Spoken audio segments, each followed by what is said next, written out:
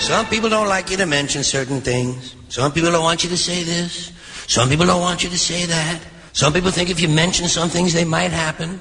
Some people are really stupid. You're listening to the worst. The worst. You're listening to the worst. Not the best. The absolute worst. And you're listening to the worst of Opie and Anthony. Opie and Anthony. It's absolutely awful. Yeah. Just before break, we got word that Doug Stanhope was on the line. Yes. Tripping and laughing his ass off. Ladies and gentlemen, Doug Stanhope. Is there any other kind of tripping? Hi, Doug. No, usually when you're tripping. PR kind of radio, right? The what? That I should keep my P's and Q's, right? Oh, yeah. Yeah, some P's, some Q's, you know. I'm just making sure. Just you know the game. Yeah. Well, yeah. What did you... Hey, what'd you take, Doug? Actually, we've been doing mushrooms all night, but we just invented our own cocktail because we didn't know if we should keep tripping or go to bed. So we made we call it the Xanadu. We blended up Xanax with equal amounts of mushroom caps in a coffee grinder and poured it into Jaeger shots. Xanadu. We called it a Xanadu. Wow. Yeah, we invented it. So, yeah, I would say you did. I don't think anyone else would have come up with that. What else could a Xanadu be? 2 glasses, one totally empty and one with milk? I'm not sure. But if you find out about a bar selling them, I'm a regular. It's you. Wow, man. So you're really feeling good. Oh yeah, we're trashed. I got to go over to Scotland in a day. What are you doing over there? A fringe festival. I got to be there for a whole month. So now I'm practicing for being absolutely out of my mind all the time because UK comics make American comics look like Norton gets on and stuff, and we're just so we're out of the norm. Dude, what are you gonna? So wasted. How are you gonna get your? How are you gonna get your drugs over there? Oh, they have drugs over there. Over there, it's like the old days of having fun in America. Remember that? Remember when fun used to happen? We didn't have to invent it or just make fun of other people that have it. Yeah, they're still in those days. Like, they don't have websites, or they're still, like, just raw. The good comics I know over there, they CD, what? No, I'm still coming in with a beer at 8 a.m. Doug is the worst nightmare of everybody that does anti-drug ads. Because he's the one, he just makes it sound so much fun. Like something you want to do. No bad stories, right? You're just having fun. Well, no. I mean, you die at the end. That's the bad story. I mean, for all of us. But yeah. Why at some point do you have to go? Well, okay, yeah. Well, that was fun when we were at Mardi Gras and we were 22. But that fun must not have been real. Yeah. I mean, yeah. Have you guys been having some of those deep thoughts tonight? Well, yeah. Some of those way out thoughts? We start having conversation about stuff that you don't remember the next day, but it was so deep, like you were curing the world's ills in one evening, and then the next day you forgot it or you remember it, and it sounded ridiculous. Yeah. Captain, I've been doing this stuff for a lot of decades, so it's not like a way out thought that I don't remember is out of the ordinary. It's not like I'm experimenting. I'm almost 40 years old, for Christ's sake. What have you guys been talking about tonight, though? Oh, we've been talking about, I don't know, what have you been talking about when you were off the air and you could talk without the FCC busting your balls? Well, we were talking about crazy things that go through your head sometimes when, like, you're at a funeral and you kind of get it in your head, standing up and maybe pushing the casket over, and what a ruckus that would make, but your brain kind of tells your body not to do it.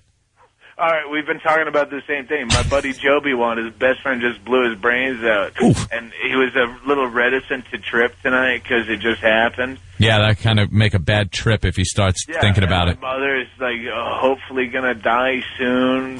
She's on emphysema. I swallowed that F word. Yeah, but I didn't think you swallowed enough of it. No. So is mom's got emphysema? My mom. Oh, your mom. Oh, does she, man? Yeah, and she's gonna. Yeah, Norton knows mother. Yeah. I like your mom. Yeah, she's a funny mom to everyone else, but to me, she's just annoying, and I hope she dies soon. She's a joyless douche. And a joyless. Does she smoke, or did she smoke? There's nothing left in her life except to be alive, and I hope she dies soon. And so we've been talking about stuff. But that doesn't freak you out when you're tripping, like to start thinking about that kind of thing, because then you start thinking about your own mortality. It makes you laugh when you're tripping because you realize that we die at the end. It's all this ego, like Hollywood stuff that makes you laugh. Like you're just watching like any kind of Entertainment Tonight kind of stuff. Like, who takes us seriously? How can I continue making jokes like I care about this stuff? Because you die at the end. Like everything you're doing now is based on that fact. I go on stage every night with that thought. Why even try? You're just gonna die at the end of it. Dude, I thought don't you and your mom get along really good? Yeah, no, I've hated her for 10 years, Norton. Are you serious? Since she moved in with me, and she's been a liability. She made herself a liability to me, and she will make no steps towards getting. She's completely disability and all that. She can take care of herself, but she chooses not to. Okay. And I don't have the time to go through the problems of the red tape. Well, get on the dole, baby. Do you have to do things like clean her up and stuff? No, she's not that, but No? But she was like they had to airlift her for emphysema to the hospital, the ER, and they had to vacuum out her lungs. Oof! What the hell was she smoking? Well, she's been smoking cool menthols for 48 years or something. Yeah, they had her on a ventilator, and I'm sitting there watching her die. I thought she was going to die for sure, and I'm watching her die on a ventilator after they had to suction out her lungs while she was aware of it, and I'm still looking down at her going, that makes me want a cigarette. Jesus. That was an honest reaction. Dude, does she still smoke? I still smoke. No, yeah, does she still smoke? Light one. Does your mom still smoke? Oh, yeah. Well, actually, she's been on the patch for 5 days. Like, it's gonna happen. How is the patch a bigger, like, deterrent or a bigger reminder than vacuuming your lungs out? Like, how she is really hooked on smoking, I guess. Exactly, yeah. And you're smoking, too, so you're probably going to have, like, the same fate. Well, yeah, I think I could die from a lot of things sooner. I hope to not have the same fate. Right. I hope to have one of my other fates greet me first. Greet me. I just wrote a big update, and we're tripping. I go, this is a perfect call because I just wrote a big update about O&A for my site, and my web guy didn't get it up. I'm working all day on it, and then I just clicked on it. My update's not up on my site, so it's... Wait, did you talk about us on your website? Well, no, it was you guys had mentioned me like a week or two ago. Anytime you guys mention me, I get a flood of MySpace emails, which is very cool. No, we thought it was really cool that you gave us props on your latest CD. Oh, well... you gave us a little shout-out from the stage, and then you couldn't understand why the Howard Stern fans and the Opie and Anthony fans can't get along or something like that. Yeah, I know. And that was kind of the point of the whole thing. I actually had to take out part of the update because I tried to assimilate. Like, Dane Cook is my comedy nemesis. But he has been forever, and I tried to put that into the update, but it was, like, too convoluted, and I reread it. Like, Dane Cook is someone I hate as a comic, but I don't have a problem with him as a guy. I live in a town of 6,000 people right now. Where the hell you live? Jesus. Arizona, down on the Mexican border. And I took a month off. Easy to skip over this line if he needs to. Huh? I said I took a month off because I thought I needed it. Right. And I just told my buddy as we were tripping, if Dane Cook and Larry the Cable Guy walked into my local bar after a month off in a small town like this, I would have hugged them as though they were dead relatives. just to have someone to communicate with. You can't.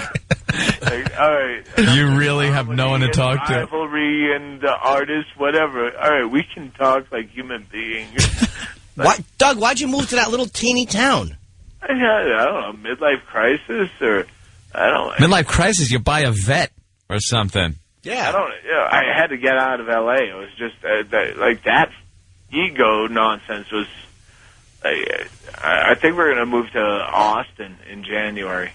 You're just a nomad. Hey, like Kane from Kung Fu. What do you think about stoned? What do you think about Mel Gibson? I hate the Jews. Doug doesn't care. No, I hate the Jews too. You do? Yeah. For what reason? Because I only hate the Jews that have to bring up that they're a Jew. Like, why do you have to keep saying you're a Jew? That was the first thing I thought, because I don't watch the news when I'm off. Yeah. And I put it on, and it was like 56 minutes of Hezbollah, which is the Jews. And then there was a 5-minute, here's what if Revelation is really coming upon us, and then finally we'll end it with a human interest piece about Mel Gibson hating the Jews and getting a DUI. All right. Next time if I get a DUI, I don't drive drunk anymore because I'm so overdue for a DUI. You figure you've been lucky, so. Oh, it's hugely lucky. Yeah. But if I do, I'm going to go, I hate the Jews. Can I get press? I have to live down this man show saying, can you arrest me? Jesus. Hey, you ever see it? Girls Gone Wild, I got to get out of my... to be a respectable comic again. Not only do I hate the Jews, but I'll be appearing at the Houston Improv.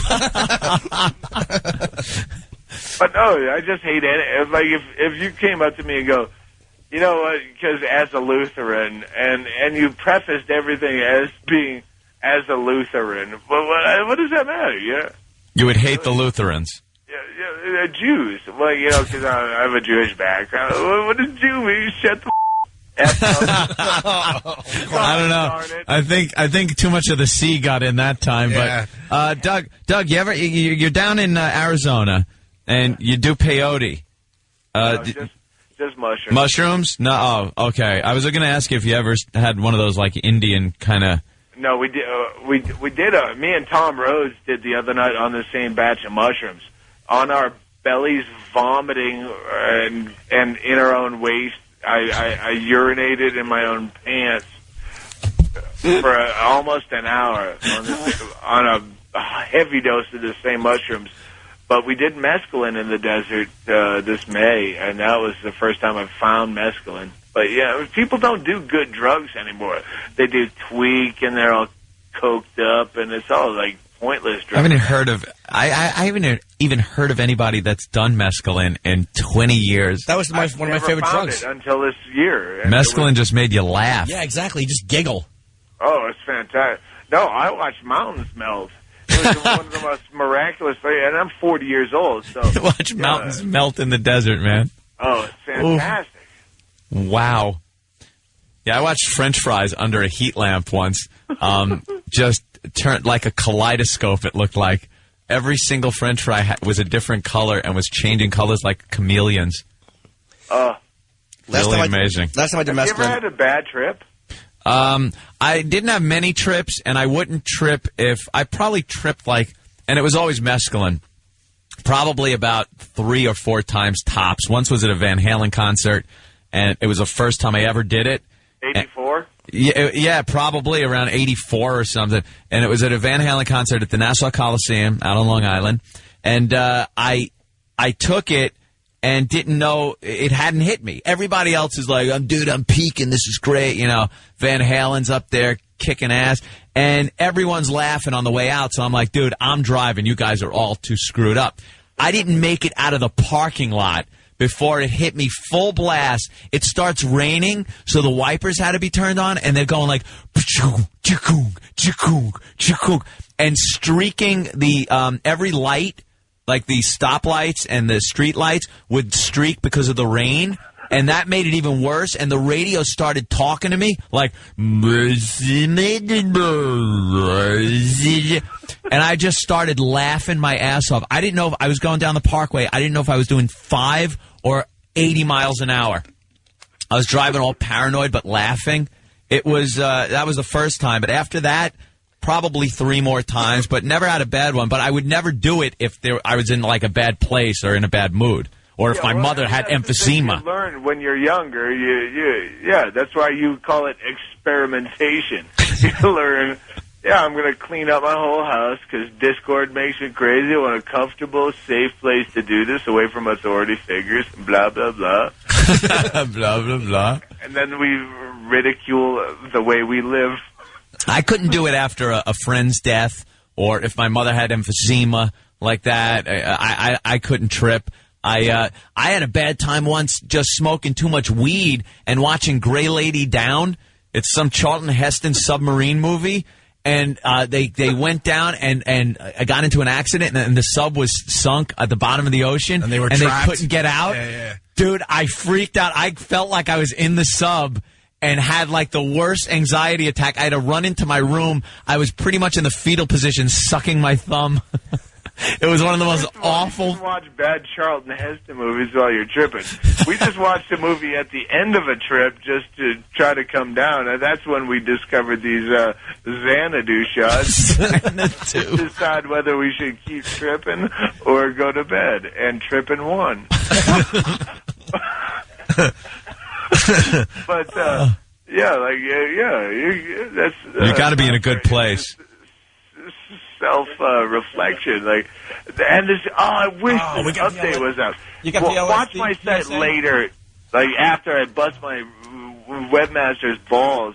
Some guy, when you mention me, whatever you mention me, I always get a flood of MySpace, but I get this perfect MySpace email from a fan of yours, and in the worst English, worst. hey, you have to decipher what he's trying to say. You know the MySpace. Yeah, I know the feeling. And the guy's name is Bob, and he's trying to make me decide. Like it was, they mention you, and that's cool, but you have to decide between Opie and Howard. Yeah, it's like antimatter and matter. The two can't be in the same place. Yeah, we don't play that game. He plays that game. You have to see the picture of the MySpace. That's what's great about MySpace is they give you a picture of the guy you're talking to. And the guy has this like big, stupid, oversized Mardi Gras hat with a half-tooth smile, and he's from Jersey, and he's talking about, well, unless you want to go with the Howards, like he's going to invite you to his Hampton house. And I wrote this whole update that will eventually be up, that should have been up now, except I have a douche for a webmaster. We'll check all day for that, Doug. Yeah. Doug, we got to take a break because, it's FM radio. Yeah, that's all right. We might call you back because we got a PSA we got to play for you. Have you ever bitten into a hot dog and heard it scream? And talk to you? After doing any LSD? we got an LSD PSA that's going to make you laugh really from like hard. The 60s. I'm hanging on the line. All right, we'll keep you on hold. All right, Doug, hold on a minute. All right. Doug Stanhope, everyone. Doug's check him out on his MySpace. It's the real deal, man. He has a drinking problem. Wow. Wow. He's a rock star, though. We talk about that. Not many rock stars left. Yep. All right, we'll continue in just a bit. The Opie and Anthony Show. 92.3 K-Rock. 92.3 K-Rock. It's the Opie and Anthony Show. It's the worst of Opie and Anthony. Hopefully Doug Stanhope's still here. Doug! Hey, I'm still here. Hey, man. All right, before we let you go so you can continue the trip, we got to play this thing for you. This is a real LSD PSA that they played back in the day. We're thinking late 60s, maybe early 70s. All right? All right, I'm with you. I'm just enjoying the show. I don't have XM, so I'm happy just to listen to you.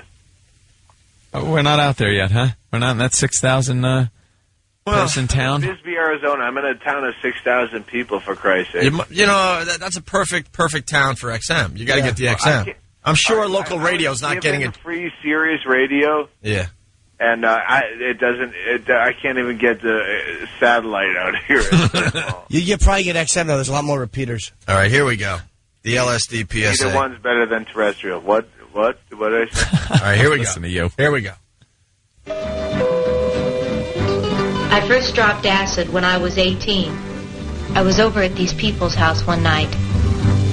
This guy I went to school with was over there and asked me if I wanted to try some acid. Did he? I had read about it in the newspapers and heard a few friends talk about it, so I was curious. I was pretty jacked up on marijuana, so I decided to try it, and I dropped it. I don't know what I was waiting for, a flash or a rush or whatever, but I kept sitting there waiting, and nothing was happening. So I got up and then went to the dresser and put on a pair of pink capris and a green and brown blouse. I thought the colors sounds were cute. beautiful. So we... Green and brown is asking for it by the way you're dressed. There's a PlayStation. Oh, she's a real looker, this one. Yeah. So far, so good, though. So far, it sounds like a good enough day. She dropped a little acid or something. No real problem. No, I got some pretty clothes on for the year. 1969, whatever the hell it is. Horribly awry. It's groovy. And then I started hearing some music, so things can't go well. Here we go. Here we go. It gets ugly. Yeah, here we go. Back to it. So we tripped down to Market Street, and I decided to buy a hot dog.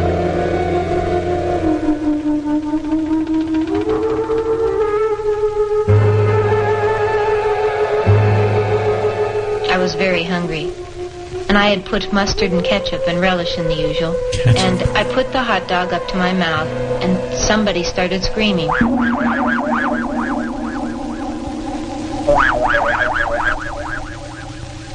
I didn't know what was happening, so I looked up at my friend Terry and said, "Did you hear that? Didn't you hear someone scream?" He said no. I got the hot dog up to my mouth again, and I was ready to bite, and the scream got louder. And it hit me. No, it couldn't be. and I looked down at the hot dog, and there was a face on him. Eyes, nose, a mouth. We know what a I face put is. ketchup to where it looked like his hair. And he started telling me that I couldn't eat him. That he had a wife and 7 kids at home to support. It's a Mexican hot dog. Dialogue because of the music. What? I can't hear the dialogue because of the music. I know, the awful music like drowns it out. Well, she looked down at the hot dog, Doug, and it looked like a face. And then the face is talking, saying it has 7 kids at home. And Yeah, it looked like a Duke lacrosse player on the penis. I get it. I get it.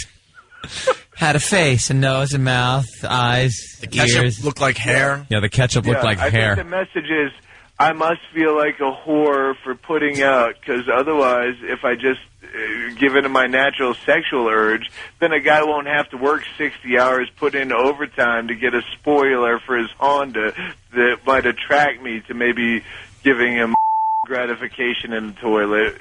Is this what you're getting from this? Wow. Nice buzz. Yeah. All right, I think the hot dog is some kind of, Yeah. thing there. The hot dog, but the point is, drugs, any drug that makes you not produce is against the law. Any drug that will keep you dumb and happy in a 60-hour-a-week cubicle, that's legal. All right, let's get back to the story here. All right. That he had a wife and 7 kids at home to support. And I stood there with this hot dog and asked Terry, do you know this hot dog is talking to me? And he says, nah, let's get out of here. He thought I was just faking. Thanks for the help. And I told him, look at the thing. He's got a face. And he's screaming. And the guy finally looked over and he got on the same trip that I was on. Look at something? This bitch just screwed up the other guy's good trip. Poor Terry. Poor Terry is just hanging out. He's having a good time. He has to battle having a girl's name to begin with. Just wants to get high and enjoy himself. Have a little acid. Enjoy the time. Maybe get lucky with this whore later on. Hey, it's the dog. 60s. It's free love. He's tripping with a hot piece of ass. Yeah, he's going to be getting some. She brings up a talking hot dog. He's like, nah, it's nothing. Meaning, bitch, shut up. Leave this alone. Don't think about it. Don't go there. She brings it up again. He looks, oh, Christ, it does have a face. Now, it ruins his trip. Maybe Killjoy. Maybe it was his hot dog. Maybe, yeah. He's not talking. Just Maybe put it in your mouth. for his trip, and he doesn't know. He doesn't know well enough to leave her behind to go walk around the neighborhood. Yeah, just leave her alone, man. Yeah. And the hot dog had one eye, and it was looking at me intensely. They're having bad trips. That's for rookies to deal with. That's why you have youngsters like Butters hanging around. Drop her off at the hospital and just leave. Yeah, well, it gets better, so... Go, I'm waiting. So Terry has acknowledged the face on the hot dog? Yeah, Terry now is starting to get into the same bad trip that this broad is in. Here we go. Over and he got on the same trip that I was on. And we sat there carrying on a conversation with that hot dog. Finally, I decided I was just hallucinating, so I put it in my mouth and bit down. It screamed so loud. That's Terry screaming. I see this a whole different way. They now. never left. They never left the apartment. They never left the apartment, and that's Terry screaming his ass off. She was tripping that they bought a hot dog. Right. He drew a face on it. Yeah, just to be silly because they're tripping. Oh, this should be fun. Or Terry was driving, and that scream was the tire screeching. Slam. The guy I'm tripping with is a kind of a new friend of mine, and we're down in a small town on the Arizona border. So he doesn't understand that I'm hearing, and then I put it into my mouth, and he's like, I thought you were on the radio. And you go, I'll explain later. Yeah, bear with me. Yeah, bear with me.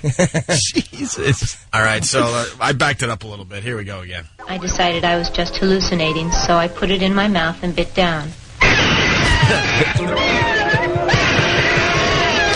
It screamed so loud that you could hear it all over town, so I had to throw it on the ground and step on it. Opie Poor tactic. guy. She's using the Opie mouse technique. It's the same thing Lorena Bobbitt said.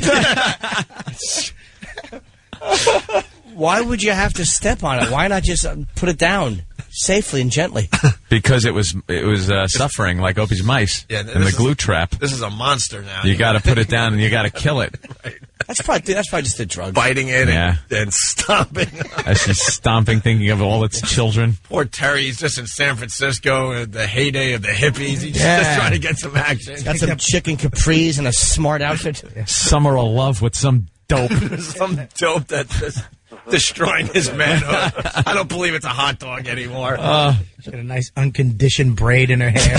Yeah, hairy armpits, 30 feet. Where did they play this thing? Was this like in front of every good movie that you had to sit? No, this kind of thing used to play in schools.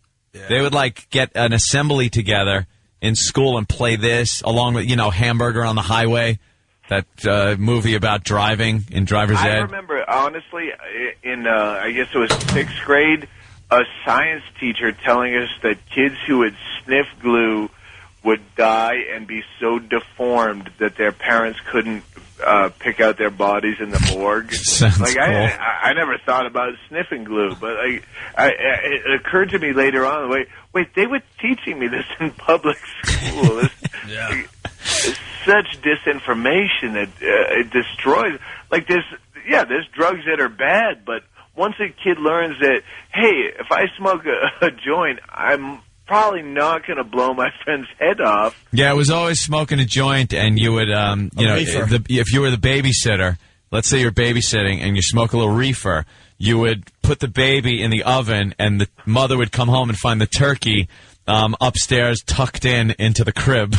That was always like the story. And she'd go to check on her baby and go, why is there a turkey in the crib? And run downstairs, and the babysitter would go, no, the turkey's in the oven. And the mother would open the oven and scream because her baby was cooked in the oven because the babysitter smoked a joint. But the thing is, once kids realize that one of those... Am I there? Yeah. Yeah, you're there. Yeah, once kids realize that one of those things is garbage, they discount all of it. And they go, well, I guess heroin must be just as easy as pot. Like, if you're going to have PSAs, make them honest. Yeah. All right, let's get to the end of the story here. We got 40 more seconds. I'm waiting. I'm all night. There's a great ending here. So loud that you could hear it all over town, so I had to throw it on the ground and step on it.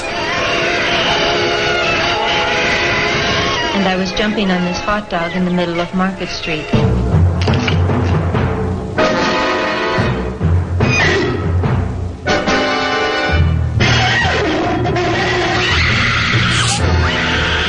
Jesus. I realized that I had murdered it. And I took off screaming down the street, scared. All right, running. She ran down the street, just scared. Nothing makes me want to slap a woman more than when they scream like that. Because she murdered a hot dog. Is Terry, wait, is there video of this? Or this is... Yeah, there is a video. Yeah, you're going to have to tell me how this PSA ends, because I can only... The sound effects are screaming over the dialogues. Yeah, I saw the video, or a piece of it, just recently. It was on something, I think maybe The Daily Show was playing, or a Colbert Report. Was playing like a piece of it. And, yeah, there's video. It's all groovy and done with, like, those light shows that used to be done with oil paint and the overhead projector. Kind of thing like that was going on in between. Like an old Black Sabbath video. Yeah, something like that, exactly. Kaleidoscope things going on. Wow. And, Doug, I'll tell you how this ended, with Terry in the emergency room going, why did she do that to me? Why? She's jumping up and down. Why? All right, we got a break. Doug, we're going to let you go, all right? Hey, thanks for having me. I have an update coming out to you, but I'll be in Scotland for a whole month, so I won't. But I'll talk to you soon. Have a good trip. Watch. Don't eat any hot dogs in the next 24 hours. Or if you do, so. make sure they're white. Thanks for having me on when I'm tripping. It makes me feel good. Right on. Doug Stanhope. No problem, Check him Doug. out on MySpace. All right, Doug. All right. Peace. There he goes. Love Doug. He's out of his mind. It's the One virus spreading across America. Hey, this is Nikki Sixx. You're listening to the worst of Opie and Anthony. Hey, it's Gary Wright, and you're listening to a bit that I made famous. It's Dreamweaver on the Opie and Anthony Show. Ant used to pick up a little CB horse. This was... Come on, man. Remember the big CB radio craze? I was like in my early teens, and it was a way to get girls, you know? Yeah. Like, yeah, breaker 19. Go ahead, good buddy. Yeah, breaker for a radio check. You're coming in 4x4, good buddy. Thank you. And then you're sitting there like, yeah, what else can I say? Come back. I'm 10-8 on the side waiting for you, good buddy. There. Because I didn't drive, so what was the use? You're just sitting in there. It can't be like, you know. I'm double nickels all the way. Looking out for the Smokies. Yeah. Oh, look at that. We got some pretty seat covers here today. Down the old blacktop. Keep her between the ditches. Good buddy. Yeah, well, all right. I did that. What else can I say? I'm just on the CB. Oh. I gotta explain this. This just never... Explaining never works on this show, does it? I was living in California at the time, and I was very equestrian. I had a horse, and I used to ride, and my handle, because I ran a rent string. This guy I knew had a rent string, so you used to take these Marines from Camp Pendleton that wanted to be a cowboy for the weekend, and guide them up in the hill. So I was like the guide. And I take them up there and then go down and back down the hill and get the next batch and bring them up. And so I was the Wrangler with you. Hey, good buddy. You got the Wrangler. Good buddy. A butt Wrangler. Shut up! What was your handle? Diamond Dust. Diamond Dust? Fag! That's worse than... What's Diamond Dust? That's worse than Butt Wrangler? It wasn't Butt Wrangler, it was the Wrangler. Because a Wrangler was a guy on a horse that got together the livestock. Diamond Dust? I don't know. Hey, you got the Diamond Dust. Hello, Diamond Dust. You out there? Good buddy? Go ahead with your little cute story. What? Got your ears on? This here's a rubber duck. The rubber duck, would you? Big fan, come on. You shake the trees, I'll rake the leaves, good buddy. For sure. Oh, God. It's clean, clear to Flagtown. The Big Ten shut this off. Yeah, we definitely got the front door, Yeah. buddy. Mercy sakes alive. We got us a convoy. I was a kid looking for chicks. Were you in a roller skate? Hey, there's a chick in a roller skate. Uh-oh. All right. Hey, take her down to Double Nickels up by the interstate, good buddy. We got a Kojak with a Kodak. Good buddy, taking pictures, giving away invitations.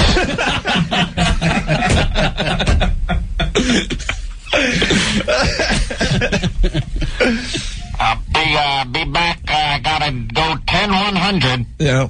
Did you see any Tijuana taxis out there? We got us a Tijuana taxi. Whoa, I just got passed by a crazy man on a crotch rocket. You better watch out for the Smokies. Come on, everybody. All right. Meet you up at the choking puke. All right, the Wrangler. Well, explain the rest of your story. So then there was this girl that I used to communicate with on the Citizens Band, and her handle was Dreamweaver. You dick. Dreamweaver. Dreamweaver, this is the Wrangler. You got your ears on? And she sounded hot. Yeah. So I invited her down to ride horses. The key, ladies and gentlemen. She sounded hot. What do you look like, Ant? Shut up. All right, go ahead. So I was all excited for my little date, and I saddled up my horse and the other horse, and kind of shut up. Dreamweaver, I'll meet you down at the stable at 2 o'clock in the afternoon. This is the Wrangler, over and out.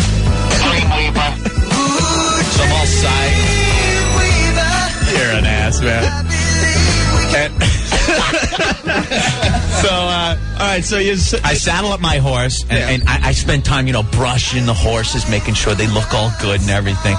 And then I saddle up the other horse, and I take the reins and put it around the saddle horn, and I'm kind of trailering the other horse, down to meet her by the riverbed where we were going to ride. Well, she comes walking up. And I see kind of in the distance, I'm like, okay, that must be her. All right, now, wait. Now, you did say that you had the 10 and everything, and you were hoping to score in the woods, right? Yeah. I had packed like a whole thing. Saddlebags are all packed up with a couple of beers. And I had bedrolls and a tent just in case things went well, because we had a bunch of hills to ride up in and stuff. We're going to camp out with my Dreamweaver. Dreamweaver, tell your mom you're going to be spending the night, Dreamweaver. Tell her you're at a friend's house, because we're going to camp out. This is the Wrangler. Over and out. I'm 10-10-10-8 on the side, Dreamweaver. Looking forward to my little date. Yeah. Well, she comes up. Even before I was gravely disappointed, the horse that had a carrier looked pissed. I wasn't sure if I should take the saddle off of the horse, put it on her, and let the horse ride her. Dreamweaver. She was huge.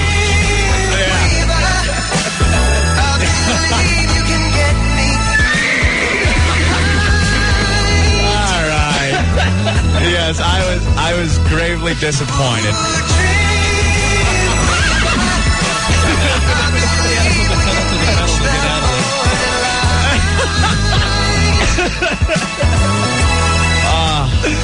So Dreamweaver was like, are you a Wrangler? Yes. Please don't be Dreamweaver. I'm Dreamweaver. All right, let's go for a ride. So we went like up and down the riverbed for about an hour. I was like, oh, look at the time. Here I had like bedrolls on the back of this thing. It was like I was Pa Ingalls going up to Walnut Grove. I was going to go over the river for a week to go get supplies for the family. I mean, I had this thing packed out like a pack mule. You were ready to rock. Like a prospector. I had crap hanging off the horses. Oh, look at the time. You were ready to rock. I was ready to rock. With Dreamweaver. I had firearms. I was going to hunt her food. Then I realized looking at it, I'd need to bag a moose. So, we used to hunt. Hunt little rabbits and stuff. Feeding her would be forget about it. Gee, okay. No, there's not many bison left on the plain. I could live off your thigh for a couple of weeks. I can't breathe. Oh, it was horrid. I was so disappointed because she's talking that she, oh, yeah. I look like Tatum O'Neal. Yeah, sure you do. Great. So I let her off, and she rode off into the distance. You didn't do the drive-by?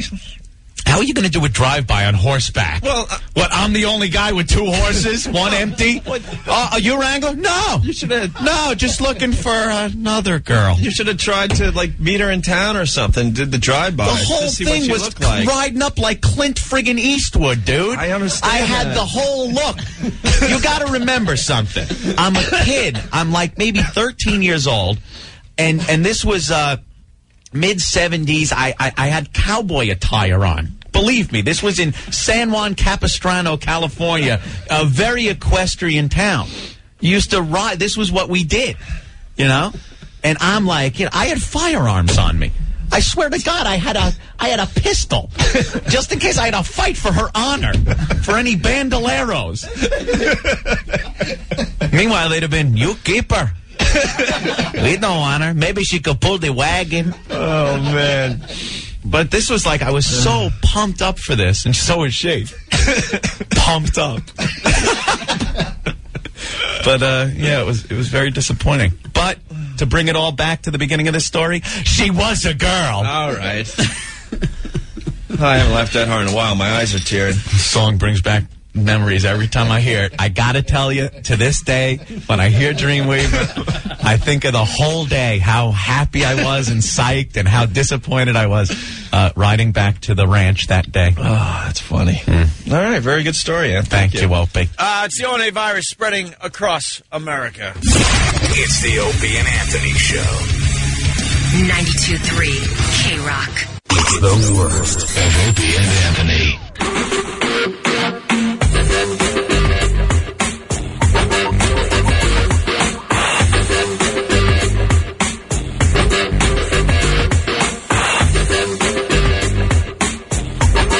And we're back with the Opie and Anthony Show. Jim Brewer in the studio. We get the best SNL dirt during the commercials. Yeah. Well, I was just telling you. Norm was he was the best, man. Norm rocked. He just, I told the story last night, but when we had the press, this is when I knew Norm rocks. As soon as I got the show, you know, you have this big press conference. Yeah. And you're like, oh my God, I'm in makeup, and they're putting clothes on me, and I'm getting pictures taken. They're finding out about my background. I'm meeting the head of NBC. This is exciting.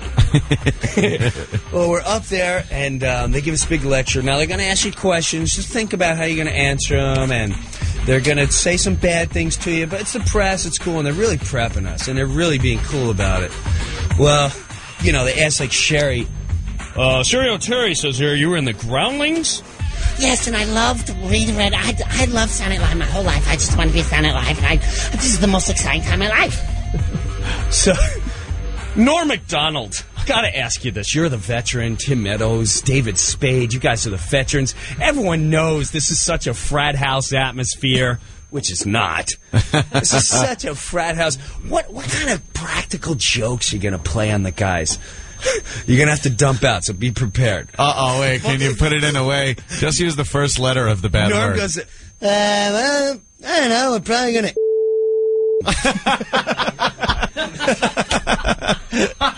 I swear to God.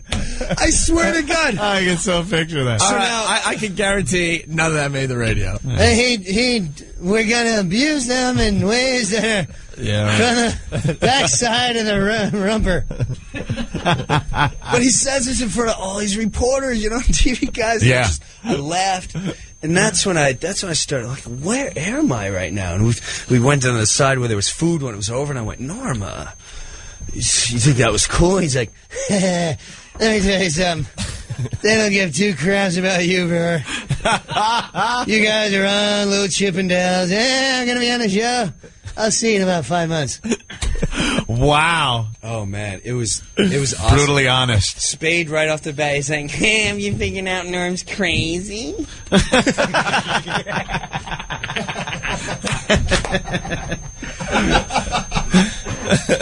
Norm used to hate Catan. Hated Catan. Well, I did too, man. I didn't hate him. I just had problems with him. Yeah. It's just competition stuff. Whatever, man. It sounded very, like you were saying, high school. It was totally... Like, if I can explain to you, show business is such a goof. It's just that there's so much stakes involved. That's the only thing that's involved. It's just like high school. You just go in, it's like a little play. Catan... Well, we pitch ideas. We get our ideas, you know, we sit down. And the best was, I don't know if I told you guys this one. Catan's sitting there. Garth Brooks comes in. Everyone's like, don't forget, pull out your big ones for Garth Brooks. He's going to pull in a lot of ratings. So we're like, Midwest loves this guy. And so we're like, okay, yeah, this guy's huge. So I'm waiting, I'll throw a Goat Boy out there or something, try to get on. But everyone, they're bringing the cannons. Cheerleaders! Mary Catherine! So they're all bringing out their guns. And Catan, it's like the second time he did Mango, the gay stripper or whatever. Yeah. So, some good acting there. He comes up and he goes, I got this idea where I'm going to Mango, and so right away, Garth goes, I don't think superstar Garth Brooks is going to do Mango. Gay Mango. Unless it's the episode where he gets the crap knocked out of him.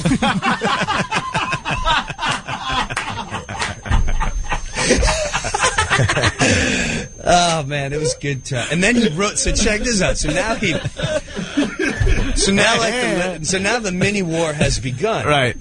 So we go to now it's the day we read all the sketches on a Wednesday. Wednesday, you sit there and you read like 8 hours of sketches.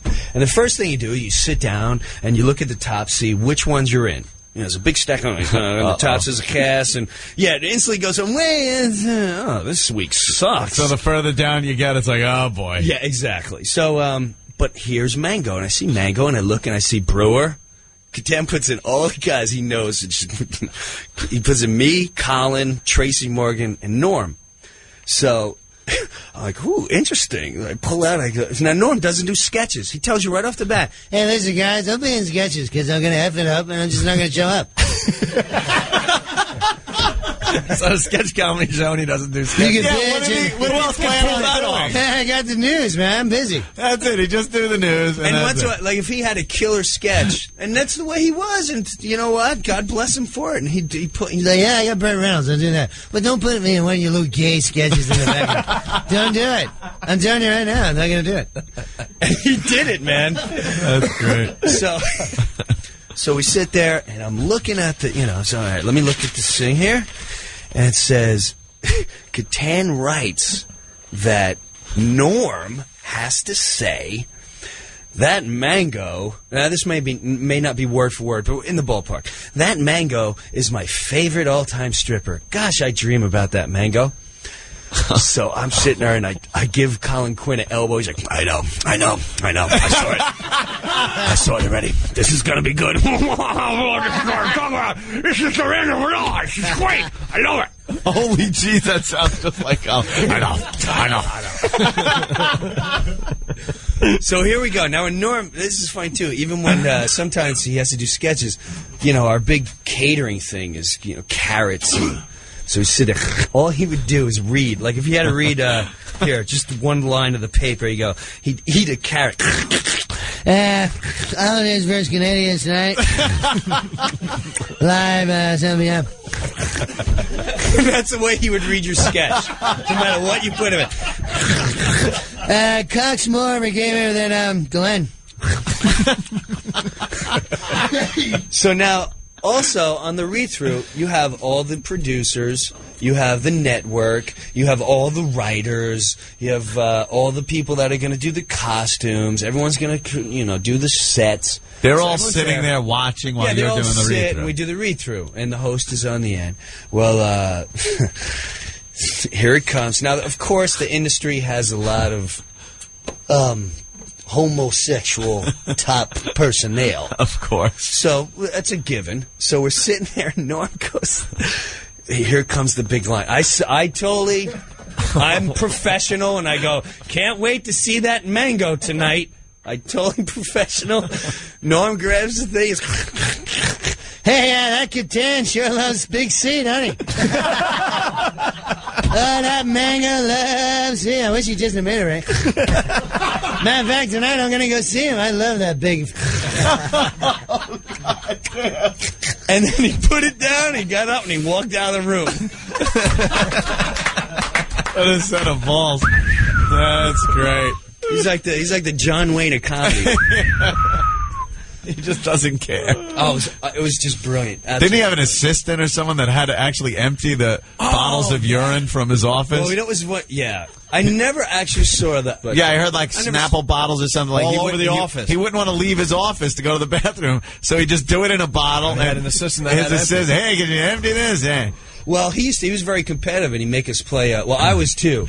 At 2 in the morning, you have reader's block, so I'd get Colin and a couple guys like, let's play football in the hallway. But Norm, if he lost a game, he was very competitive. So he was like, that's it. Lojo, come here. If no one to play, and he'd get this chick. And Lojo, stand in the end of the hallway. We're going to play this game. I'm going to whip the ball as fast as I can at you. And you're going to bounce it and you got to block it, all right? Stupid bitch. Put your hands up. And and the object of the game was try to hit the wall behind them. And he'd whip the ball as hard as he can. And she'd be like, ow, no, that really hurt my finger. Come on, I'm in a faggot, let's go. But we used to play football, and I got him back one time because he was rough. He was dirty. He'd hold my hands and hold the pass come to me. He was a dirty player. So this one night I was like, screw this. I went in, got nice and zapped in the room. Said, I'm ready for a big football game. I put on my boots. And I waited till he was going out for a pass. I got behind him and I kicked it really hard in the calf. Bang! He goes down. Norm's like, ah! Jesus Christ, brother! Cole's like, what happened? Like, hey, you can't brother kick me in the goddamn calf! What the hell is that, brother? I said, well, don't be a dick. Don't hold me, man. You're being a dick. Hey, you don't have to kick me, man. Oh my God, that's It was the funny. same thing as high school, man. Yeah, Brewer, can you do 5 seconds of Tracy Morgan? Please? Tracy was Listen to Tracy Morgan impression. Tracy, and I will say this about Tracy Morgan. I've known him since the Uptown Comedy Club, and I'm telling you, he has not been. His true talents have not been exposed. I never laughed so hard than Tracy Morgan. You will see him one day. Well, we were in the same room together. Tracy, me and him spent a lot of time. I get frustrated. People try to steal stuff from you, yeah, and there's just nothing you can do about it. Catan. Like, for instance, there was one time where, like stuff like, you pitch your fake ideas, but there was one time where in my room I have a chalkboard, right? And I think Rosie was coming up soon. We knew that was going to be big ratings. Rosie was huge. Like, pull out your guns for Rosie. So I said, you know what? And I wrote up there, Pesci Christmas Story. Pesci Christmas Story.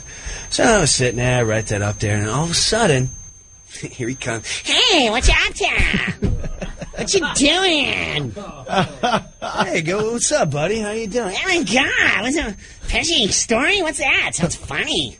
Oh, boy. No. I said, well, it's kind of and I was trying to venture out of the show and just, have Pesci Christmas. It was corny. It was just, hey, you know why Rudolph's nose is red? Because he's a rat. Whole family rats. I'm going that stupid direction. So I'm like, but I'm going to, and he goes, when are you doing it? I said, I'm going to do it in 2 weeks when Rosie's on the show. And he goes, that's cool. What happens? We go to the read-through, and again, you're in front of everyone. And it's just, what pops up out of nowhere? The Al Pacino Christmas Story. Oh, no. You know why Rudolph is cuckoo? And I'm like, what the?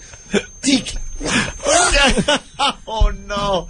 And if you run the coaches and tell them you're a faggot. Right. Dude, deal with it. Listen, people have ideas and they constantly go. Like, right, you look man. petty and... Yeah, right. Now, I'd always go back to, Tracy. I'm like, yo, Jam, Cain killed Abel. Cain killed Abel. Over jealousy. Cain killed him. So I'm going to take you out. Should have had Pesci beat up Mango. Wow. But I actually had a run-in with him, too. It was, I was so pissed. I was so pissed, because this is like the second, third episode. It was another corny one with, I did some radio thing, and we were talking about 80s metal, and I just started goofing around doing David Lee Roth. Woo! And I didn't even do him that good. But I started saying, you know what? What a cool idea. And the radio guy was like, you should try that as Go Boy. Well, I didn't think about that. So I go up and I talk about it in the radio. I'm like, yeah, we'll have an old time and I'll come out as different characters, a best of show. So I can do pre-tape. So once it's the first thing I get into the office, because he's never there early. He jumps in, he's like, hey, I was wondering, you're doing Go Boy this week? It's already picked up. He's like, I do a great Van Halen David Lee Roth. Oh, no. So I took the benefit of the doubt. I said, you know what? I got to be honest with you. I was just talking about that today. It's really bizarre you brought that up, because actually you kind of look like him, and you might even say, and I didn't have a full idea, but I did bring it up talking about putting him on Goat Boy, where I was talking about doing a pre-tape. He's like, well, I just thought it'd be funny, I come out and it'd be great. We could do it this week. I went, well, tell you what. Why don't we talk about this? Because when we're in a dressing room, I'm getting ready to rehearse. I said, why don't we talk about this next week, and maybe we could do this for next week's show or 2 weeks from now. All right. 2 seconds later, high school, goes running to the head writer of Goat Boy, and I see him literally auditioning, kicking his leg up in the air. Wow! Man. And he came over, he's like, listen, Chris has got it great. And I was like... Where is he? And it was like high school. I had to bring him back, and I'm like, dude, what's wrong with you? What is wrong with? Did we not just talk? He started crying. Oh no. Oh, no. I shouldn't befriend you like that. You're the only one who talks to me. It was like therapy. I would sit him down. I'm like, dude, you can't do this. A little crying. Why does Chris anyone Kattan? talk to me? Because Oh, my you're God. crazy, bro. You're crazy. Quirky Romano. The little crying Chris I didn't see it, but you know, it's good. He's very funny. He's very funny. He's very physical. He's very talented. But wow, it brings out the high school in you. I guess so. I've never Can you heard. imagine doing it? Can you imagine me sitting there going, hey, Rick, I got this great character I want to do in the Opie and Anthony show? Or like I talk to you guys, like, hey, and you're like, we'll talk about it later. Rick! Don't tell Opie and Anthony, but I can do this great gorilla voice? Like, what? What? I've never heard good stories come out of that place for some reason. Is that? That's I've always heard like nasty, backstabbing and I never, stuff. you know what? I praise my wife. I'd come home and I'd be like, man, I can't deal with it. You know what? It's too crazy. She's like, then quit. You become a miserable little pothead. Get off the show. You said the minute work is not fun, you're out. Well, it's not fun. Get out. And, you know, and still Popey's like, you don't understand. It's Saturday Live, and I'm the goat man. And just, yeah, all right, you know, go hang out on the balcony and smoke till you're retarded and go bitch to someone else. And that's the part of life you need because they're so truthful. It puts you back, and you know what? Right. It's right, man. And that's when I wanted out. I love your honesty, man. Hey, they can't kill you for being honest. And it's just my perception, that's all. That is brutal. I love it. We're going to take a break. We found one of our favorite Norm clips. Oh, yeah, We love love this one. This was Norm from... Is this on Dennis Miller? Yeah. Yeah. Oh, we haven't Dennis played this in a Miller. while. We love this thing. Classic Norm Macdonald. Let's all enjoy... Let's enjoy Norm. And how he just goes with the story. You won't even know where... You have no clue where he's going. That's why he's just talking, and then he hits you right between the eyes. Takes forever to get to the punchline, but it's well worth the trip, man.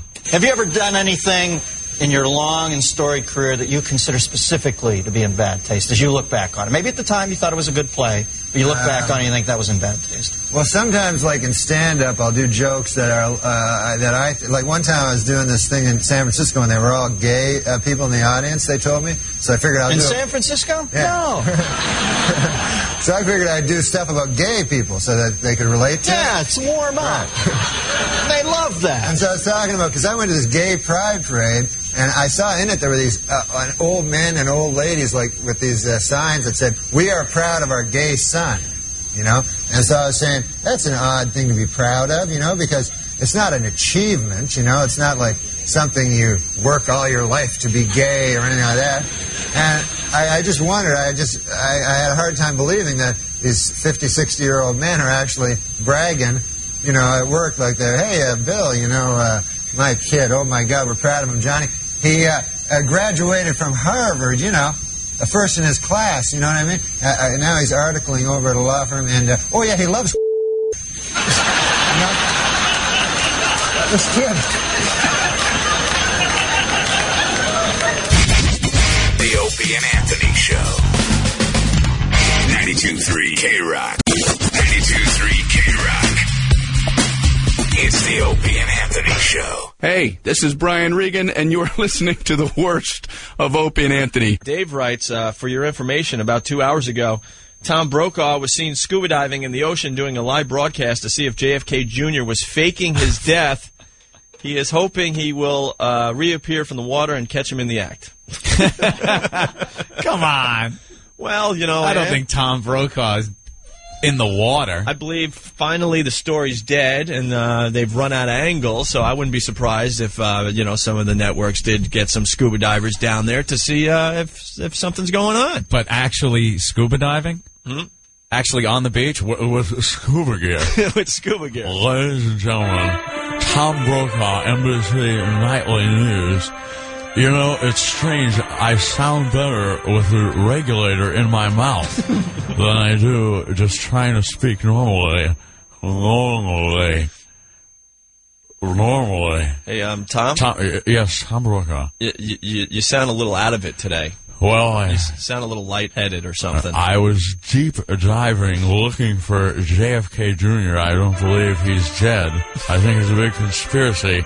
And I ran out of oxygen 200 feet below the surface and had to ascend so rapidly that Tom Brokaw got into the bends. Nitrogen bubbles in my bloodstream, so I'm a bit woozy.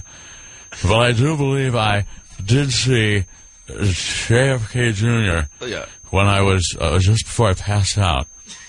I also saw Ricochet Rabbit and the Care Bears. They were all doing a dance. And then someone pulled me out of the drink. Yeah. Now, Tom? I believe it was the Navy vessel LaGrasse, still on site, picking up any lost screw that came from JFK's plane at the cost of millions and millions of dollars. I was wowed by Ariel, the Little Mermaid. It was nice. You know, she's got nice hands for a cartoon mermaid, the little redhead chick. You know, those mermaids, very deceiving. Yep. Great cans you could, feel. But if you try to go south, it gets a little fishy. Tom Brokaw, NBC Nightly News. I couldn't tell where the skin ended and the scales started as I tried making love to a mermaid. On my next report, Tom Brokaw makes love to a mermaid, flipping up scales to find the elusive mermaid gag. You know what the odd thing is? It smells like human.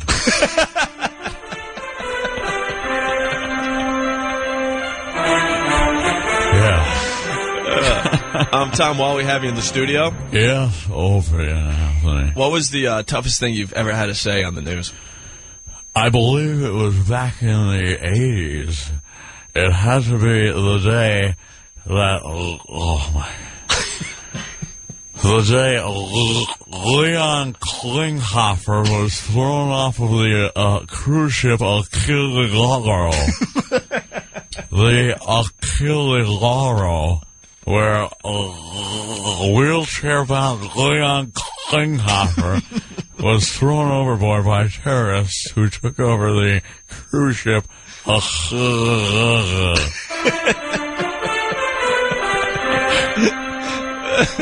Why do you always make Tom Brokaw say that? Say what?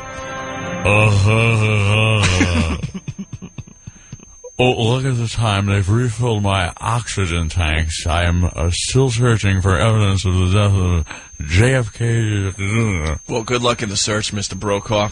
Thank you, Opie and Anthony, as I now descend back into the depths. Look out, people. There he goes, Tom Brokaw. Swimming away. Tom Brokaw. Hey, he's having sex with mermaids. Hey, this is Michael Chiklis. You're listening to the worst of Opie and Anthony. I love the conversations here. Just despicable backstabbing going on. I love it. And then the mics go on. Bing! And then you hear this. Good morning and welcome to the Opie and Anthony Show. We like to call it a virus, the ONA virus spreading across America. Yes, and it can be transmitted person to person. Slowly but surely. We don't need a chicken involved. Actually, I want to make Anthony happy this morning. Why?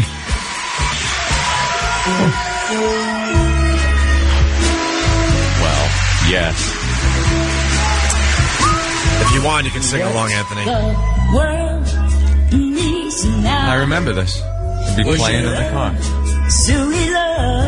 Why don't you get a job? I've been trying. It's not a... You try going out there, and I'm raising 3 children. For F's sake. That's where I learned my best dialogue. All my best cursey words came from mom and dad yelling at each other. Or it would be playing, this song, be playing on that big sarcophagus radio, TV, stereo system that was in every Guinea's living room. Big wooden carved thing. and this would be playing, and Mom would be cooking, and everything would be good. You'd smell like spaghetti sauce and meatballs in the background. We're playing, you know, as kids, and everything's happy, and Daddy'd come home. Daddy! Yeah, how you doing? Oh, good. How are you? That day, I worked my ass off today. I said, okay, leave Dad alone. He's in a bad mood. And then you'd hear from the kitchen where the sauce is bubbling.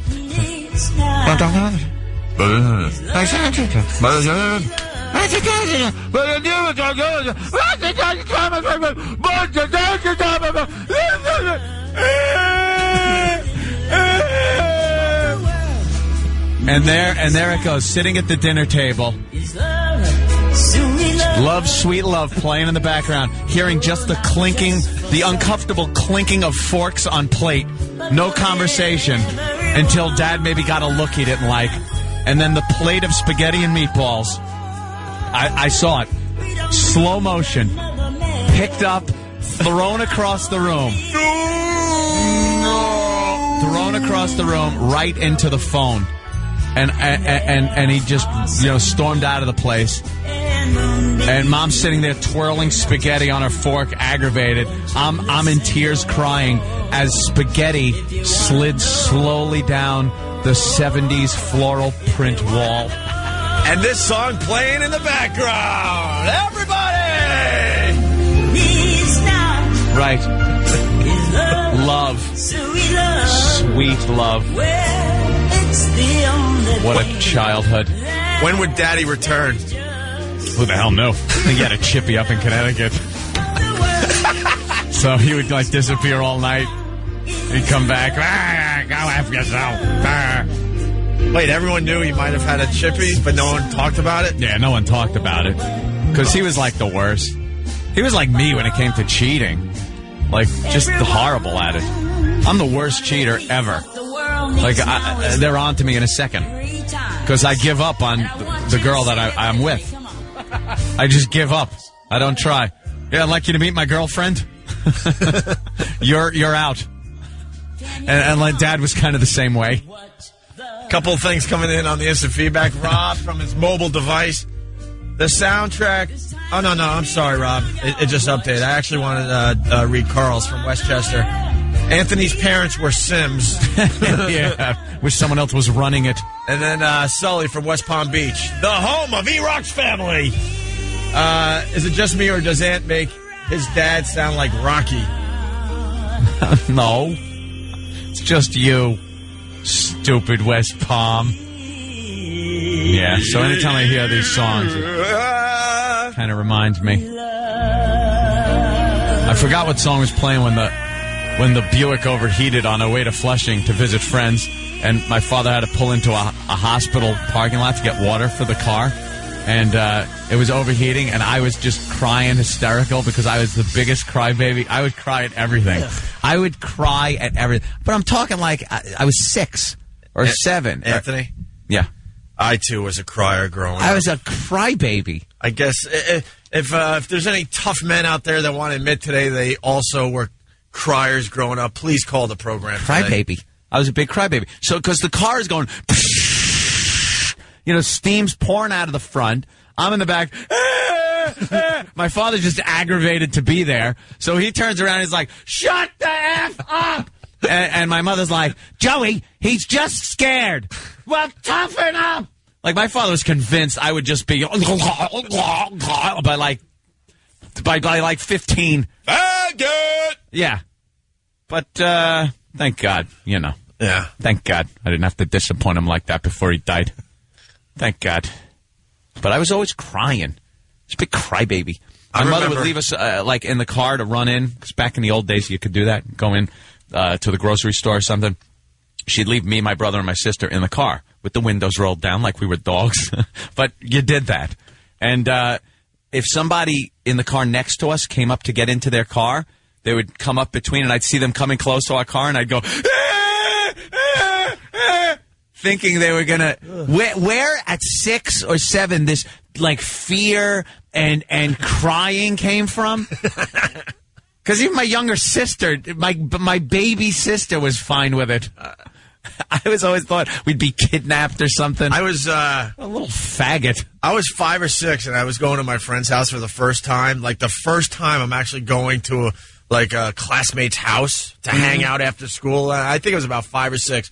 It was Jimmy Horowitz, and I was my mom dropped me off at Jimmy Horowitz's house. Right, it couldn't have been more than 2 miles from the house. By the time she got home, the phone was ringing off the hook. She answered it, and it was Mrs. Horowitz going, What's wrong with your kid? Could you come pick up Greg? And my mom's like, why?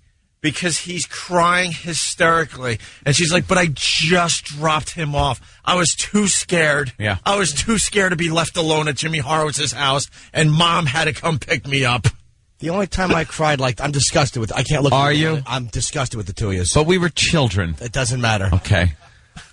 When I was a boy, about that age, my grandmother took me to Coney Island, and she took me on the Cyclone.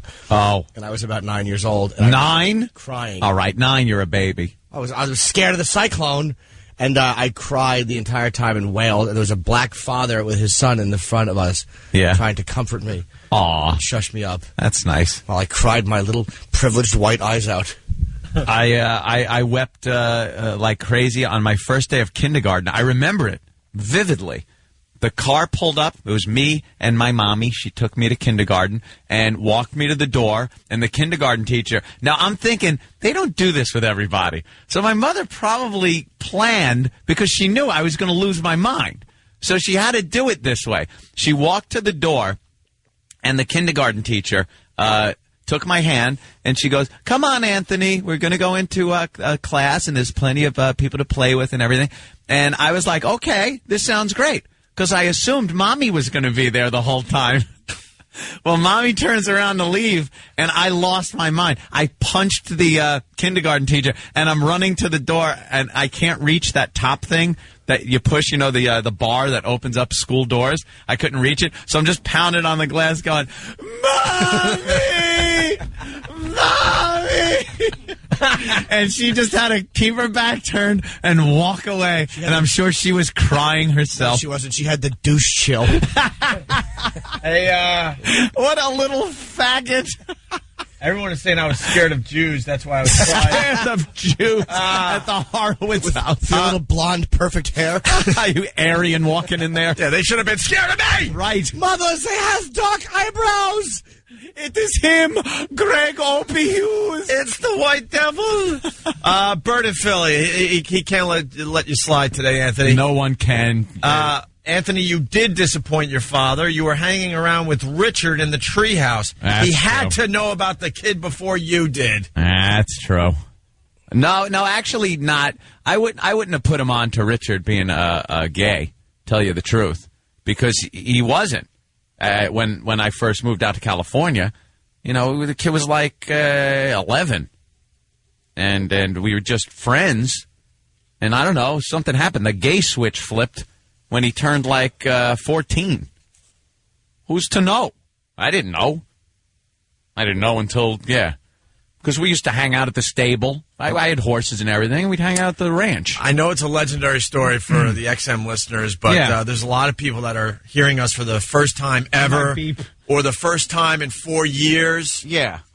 And you're going to have to use the fake beep, but you got to tell this story. It's worth telling again. Because, he's saying that my father should have been on to Richard. Anthony almost had his own Monster Rain moment. Well, I had a friend, Richard, out in California, and we used to do, we were like best friends. We used to go horseback riding and stuff because we both had horses. Fishing. I remember waking up very early in San Juan Capistrano to ride our bikes to Dana Point with our fishing poles and go fishing and stuff, and just doing things that kids did. Did you ever see someone's bike and go, what the hell is that on yours? And they said, oh, a seat. No, it wasn't that obvious at that time. See, I'm talking 11, 12, 13. That whole age was just filled with normal kid growing up things. At that point, you're just waiting for the hormones to take over. Right, because you're still a kid. You're all pretty much the same level. You don't know if you're going to get the gay hormones at that point or the manly or the man hormones. So, but there were, in hindsight, and I mean hindsight in the literal sense, not hindsight. In hindsight, I kind of do recall, because even at a very young age, I'd be looking at girls and thinking, wow, she's cute, or I'd like to kiss her or something like that. And he was always disinterested. And I never thought about it, because I was a kid and everything. You kind of don't think about those things. But we used to just do things like that you do with your best friend. And then we started getting a little older, and we used to hang out and camp out at the stables. We had our horses there, and you'd make a big fire and barbecue things and hang out. And the girls would come over from the stable, too, because they had horses. And we'd hang out and talk with them and try to make time with them or something like that. And again, he was disinterested. And then one time, I guess when he was about 14, I guess I was 15. It was kind of right before I came back to New York to stay permanently, because I was out there for quite a few years with my father. We were camping out in the tree house. There's this tree house that we had built at the stable. And we're just kind of talking about everything, and we decided to, just go to sleep. So I'm laying there, and he kind of, like, we were also drinking some beers. At that point, we started, when we had... At what age? Hung out at the stables, drinking beers, like 14. Oh, 14, all right. 14, so, yeah, we started, like, drinking some beers and stuff, drinking some Coors. And, so I start, I'm going to sleep, and he leans over, and I hear him whisper, "Anthony, you want me to suck you?" And I'm laying there like I'm turned where I'm facing the wall of the treehouse, where there are a few, and he's kind of like behind me. So I'm like how Vito would be, and he's like Johnny Cakes. and I guess he thought I didn't hear him because he repeated it. He was like, because I'll if you want me to. And all I could do is lay there with my eyes like wide open, but he didn't see that, and try to control like my breathing and just go.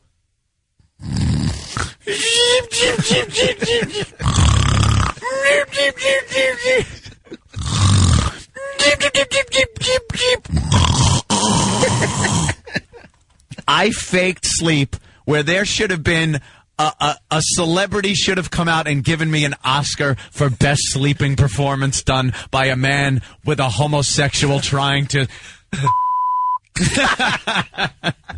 Did you sleep through the hole when he spit in his hand thing and Brokeback Mountain you? You're young. It was like Brokeback Tree Fort. It really was. I made believe I was asleep, and then the next day, like nothing was acknowledged about it. But there was like this uncomfortable thing where we hung out less and less, and that was that. And then less than a year later, I was on a plane back to New York, where I stayed, and that was it. Went back to California years later with my friends, Joe Curry, the hillbilly that we had on the XM show, Frank, my brother, and we went out, and it was all about just grabbing guns and going hunting with my father and stuff. It was very cool. And Richard came up, and now at this point, we're all in our 20s, and he came up, and we asked him if he wanted to go hunting, but he decided to go with my father's wife, Corey, to go curtain shopping. Whoops. And at this point, it was just blatant, man. It was like, "Hi, how have you been? So good to see you." It's like, oh, okay. You want to, you're going hunting, but do you want to get some curtains? Or maybe I can... Your upbringing was like this boy's life. Your father was trying to convince you that he fought for the pink team. Yeah. Fought for the pink team. I had quite a few adventures growing up, especially out in California. It was like the Wild West, and horses, guns.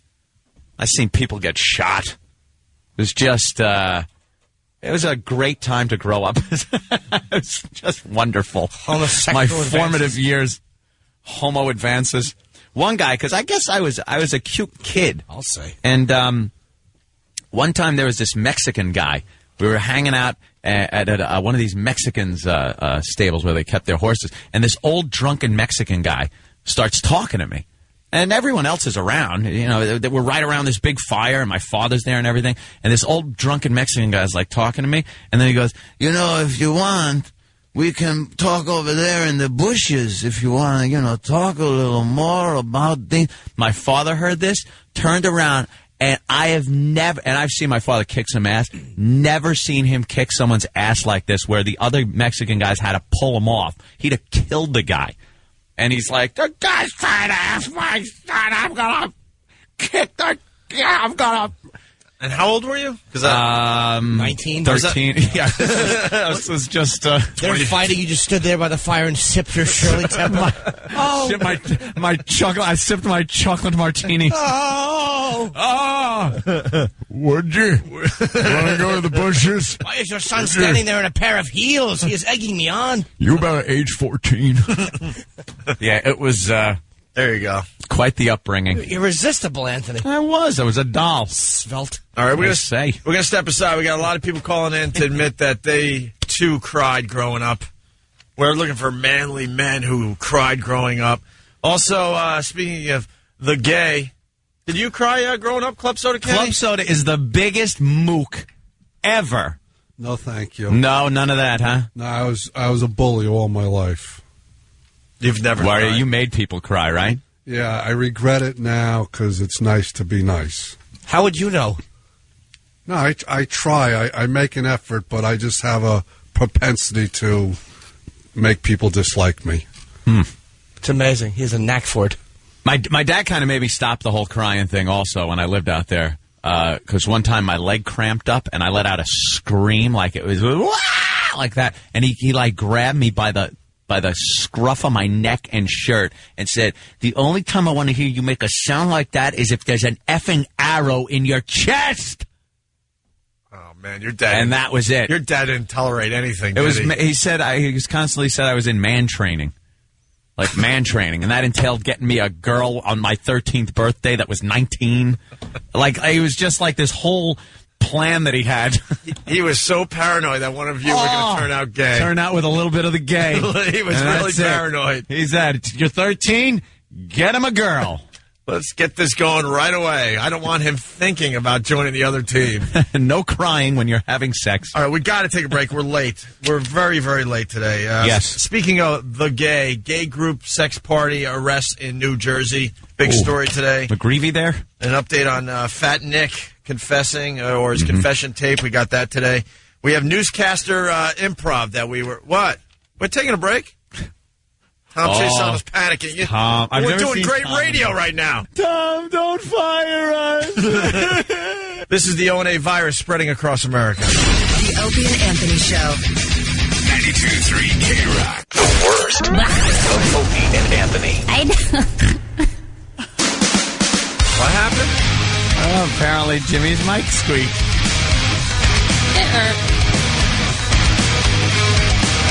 Squeaky. This is the Opie and Anthony Show. Good morning. We'll do a couple phone calls, then we'll move on to some other things. Chris in New Jersey, what's going on today, Chris? Not much. Hey there, Chris. Chris? Can you hear me? Yeah, we hear you. What you got? Let me turn the music off. Go. Okay, yeah. When I was like 13, the family went on vacation down in Wildwood, New Jersey, and my dad took us to the amusement park, and he wanted me to get on a roller coaster that my sisters have been riding all day, and I started crying like the biggest baby because I was scared to death of it. And my mom said, no, he doesn't want to go on. Don't make him go on. My dad goes, no, there's no way. He's 13 years old. I've been playing football for 3 years at that point. He said, you're getting on the damn roller coaster. He made me get in the front row, and I cried like a little kid. And there was girls everywhere laughing at me and everything. Girls laughing at you. He says, get on the ride, you fat pig. Is he going to shoot me, dump my body in the river? I don't want to get on the ride. All these kids are there. Oh, my God. I just remembered another crying story. I was just a baby. I was in school, and there was a thing where... Get me the Dionne Warwick CD. No, this wasn't family thing. It was just, this is complete faggery. I was at school, and it was a bring something from your nationality type food to school that day. So everybody would bring something from their nationality, and it was like a smorgasbord type atmosphere for a bunch of the kids. It's elementary school, I think first grade, something like that. And my mother was so like rushed and could give a crap. She bought these things, these Italian, like, I don't even know what they were, kind of cakey, but they were rolled up into like chocolate balls that were lumpy, and it looked like crap. And it was in a box, and I just kind of dumped it in a bowl and put it on the table, and no one took any because the word got out that it looked like crap. And I was so disappointed that nobody took it that I started crying in school. I'm sitting there in front of my bowl of Italian crap cookies, crying my eyes out. What a girl. Oh, such a I was such a little girl. Just sitting there in front of your baked goods that nobody wanted. No one wanted. And I was crying because no one wanted them. When they said, "What's wrong with you?" did you just say, "Nothing, my period's coming"? I always get this way. I get emotional. Yuck. Let's go to Rick in North Carolina. Baby.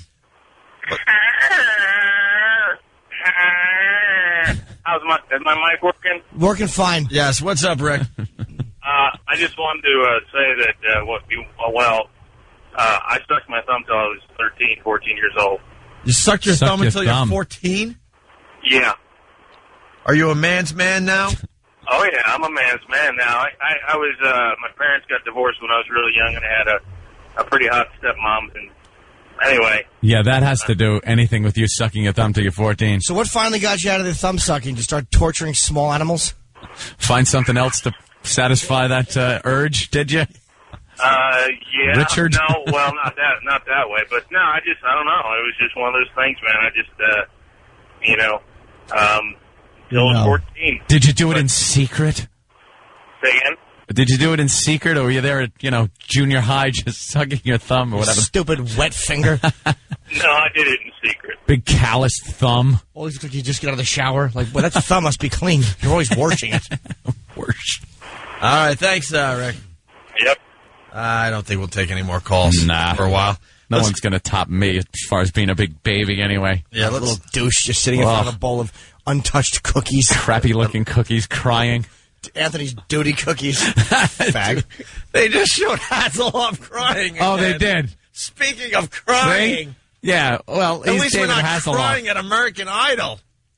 Well, I did get a little emotional last night. Oh, my God, that is great. David Hasselhoff crying that Taylor Hicks won. All right, here we go. We got a very interesting story out of New Jersey. Listen to this. This next story tonight comes with a warning. You are about to see exclusive video of men engaging in sexual activity in a public park. Now, this park is popular with families and also popular with gays, cruising and then hooking up. It's the South Mountain Reservation in Maplewood. Let me New write Jersey that down. reporter Anthony Johnson takes us there.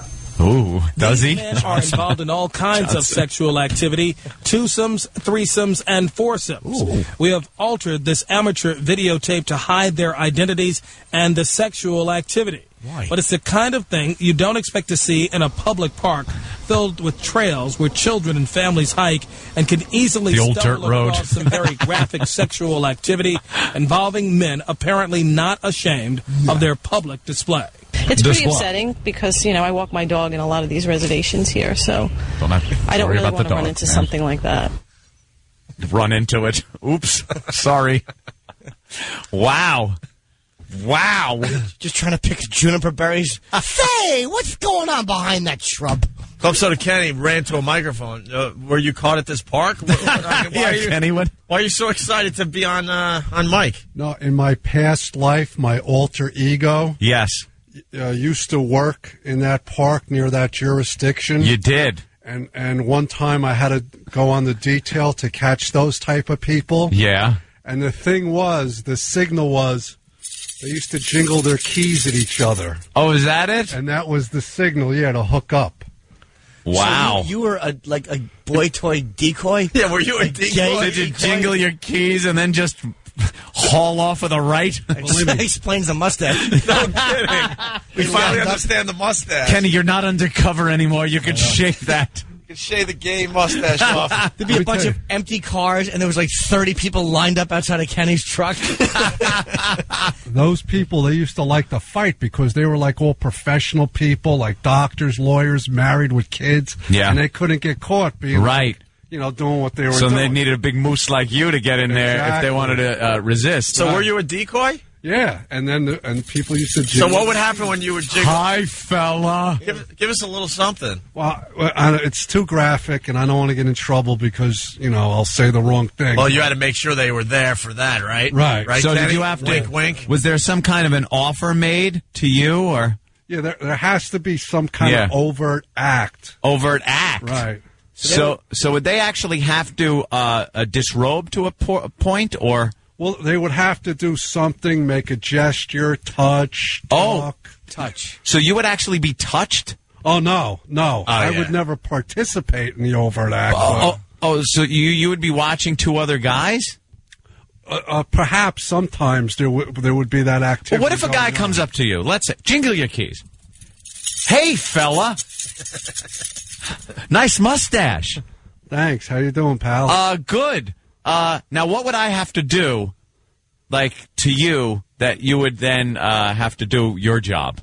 No, I like, for instance, I would start complimenting, like, oh, that's a lovely color shirt you're wearing. Why, thank you, sir. Just trying to, like, pick the guy up. Yeah, let him know you're interested. Right, Going well so far. Yeah, no kidding. Smooth. We all know Kenny's a horrific actor. Oh. Nice shirt. You caught no one. Let's be honest. Well, no, see, you were like they would come on to you with no problem. Right. So what would he do? Like, where is the point where you then let on who you are and what your job is? Like, what did he have to do if you aren't the one being touched? No, because they would like... He'd say... You want to take a walk, you want to go to the car, you want to listen, And that's enough? No. But then, once if they tried to put their arm around you... Oh, so you would be touched in certain ways sometimes? Oh, no, I wouldn't let nobody touch me. Then how would you... So you weren't arresting anyone? Oh, no. If they raised their arm to put it around me... Stop it. That was enough. That was enough for me. No, the guy went to pat you in the back, all of a sudden he's in cuffs. I don't believe it. I don't either. I think Ken would do the thing where they would go, "You're not a cop, are you?" And he would take it out, and he'd go, "No, I'm not at all." And they would make eye contact for a little while. Right. Ken would let it happen for a good 10, 12 minutes and then bust him. No, it was very easy because those people were very eager. Right. And more often than not, you would catch other people in the act. How many times did they like reach into your truck and go, "My God, you're 6'5", and this is what you have"? I can't find it. No, I would tell him his key is bigger. I'm 6'5", and everything's in proportion. Ooh, wow, there you go. Well, fella, really, smooth talk like that. Nice shirt. That's a good color for you. All right, well, it brings out your eyes. Let's play the next clip from this story. Arrows have been painted on trees showing these men where to go so they could meet. Wait, they had arrows and everything? They didn't have. I told you they're very blatant. They didn't have arrows back in the day, but not back in the day. There was a certain section, and that was the signal was to jingle your keys at each other. What would the arrow say? This way to weight loss. Arrows have been painted on trees. No T-cells allowed past this point. So they could meet. They apparently follow the trail near the entrance to the South Mountain Reservation, hoping they can join in. Authorities say this public sexual activity is a growing problem. I mean, today is just so prevalent. There's so much more of it. They're communicating with each other with the Internet and showing photos of themselves on the Internet. Come and see me. This is what you can get. The Essex County Sheriff's Office has made 87 arrests in this area this year alone. But I also believe there should be more of a public outcry. It's crazy. It's absolutely very frustrating for us, for our police officers, and for the public. It's not right for children. Children should not be subjected to something like that. The children. They always got to ask how it's going to affect the children. Oh, my God. The freaking instant feedback is great. Holy cow. Club Soda Kenny, gay vice. Bill from Waterford. Another guy's calling him homo undercover. Stephen from Bayshore. We're doing the first half of the show, trying to keep it a little cleaner. So we have to. You got to use your imagination here. Kenny would say, fee, fi, fo, fum, I got a mustache now, make me. Yeah. That's a good one. Brian from Manhattan, the signal was a foot tap in each bathroom stall. I was also a decoy. Oh, they're talking about something else. Is CBS coming out with CSI key jinglers? The problem with Kenny was that he couldn't get a lot because Kenny didn't like to go into anything hardcore. He just liked to make out. Right. Stay away from that truck. He just likes to make out and have a lot of body contact. Stephen from Bayshore, Kenny would ask the guys if they I'm lonely. Stephen from Bayshore, Kenny would ask the guys if they wanted to climb his beanstalk. Chris from Boston, here in Boston, the gays hang out in the mall bathrooms, and the signal is to tap your feet outside the stall while another fella waits inside. They are known to the mall police as tappers. Tappers? Yeah. Well, there's also the old shopping bag ploy that men sometimes use in stalls, where you take a shopping bag and put it down in front of you. And if somebody is investigating and they look under the stall, all they'll see is you sitting on the toilet like you're using it. And since you've been shopping, perhaps there's a shopping bag in front of you. And meanwhile, there's somebody standing in the shopping bag being serviced. And, you never know that it was going on. Crinkle, crinkle. Yeah, crinkle. Jimmy's famous crinkle, crinkle. Yeah, it's just a pair of confused feet. Just a lad who was winding his business, and someone said, "Come here, there's candy in this stall." He ends up with their feet in a bag. And the next thing you know, you're just turning to and fro with a tear-stained face, and all you can hear is, and the crinkle, crinkle. Dan in Pennsylvania, it sounds like a theme park. Your T-cell count must be this low to ride. They can always catch guys who used clear bags by accident. Well, unless he just bought a pair of backwards feet, he's going to the pokey. We got one more clip here. On this tape, it appears that other men move in, apparently trying to join the action. The men taken into custody are usually charged with lewdness, which is considered to be a minor offense. But authorities are thinking about putting cameras up in this area to eliminate some of this unwanted activity. Record the I wish hotness. I could say I'm shocked, but I'm not shocked. I'm not shocked. Don't say you are. Now, all He of the wishes. men that you saw did say, in that though. video appear to be having consensual sex. Now, according to authorities, they come from all walks of life, all ethnic groups. Shockingly, Gays. are married, and also in the video, we saw that most of them were having unprotected sex. The sheriff may not be shocked, but we're shocked. We're completely The shocked. sheriff knows No, about you're the not. situation there. He's been over there. His men have worked the area, but these people continue to come back. Who are these people? That was Steve? What? Not our Steve. Oh, I thought it all ended with you outing Steve and saying that was all about You Steve. hear someone getting arrested. I'm just here doing homework for a radio show. I'm a bear. I live in the I'm woods. just trying to get some sound bites. Damn these hybrid car keys. They don't jingle very well. He has to just push the horn button. You're going to get us all busted. I don't know what happened. It won't turn off. Looks like Than has a story. Than? Oh. What? No, it's not Steve. The Steve you're thinking of. Oh, okay. That's all. Oh. I had a whole thing if it was, but forget it. I All right. one on. They ought to, I bet if Travis went undercover, they'd just call that kid the Magnet. Got more busts in a week than we have in 5 years. What is it about him? You put him in those little white spandex shorts, and word gets out. We got a guy from Utah this week.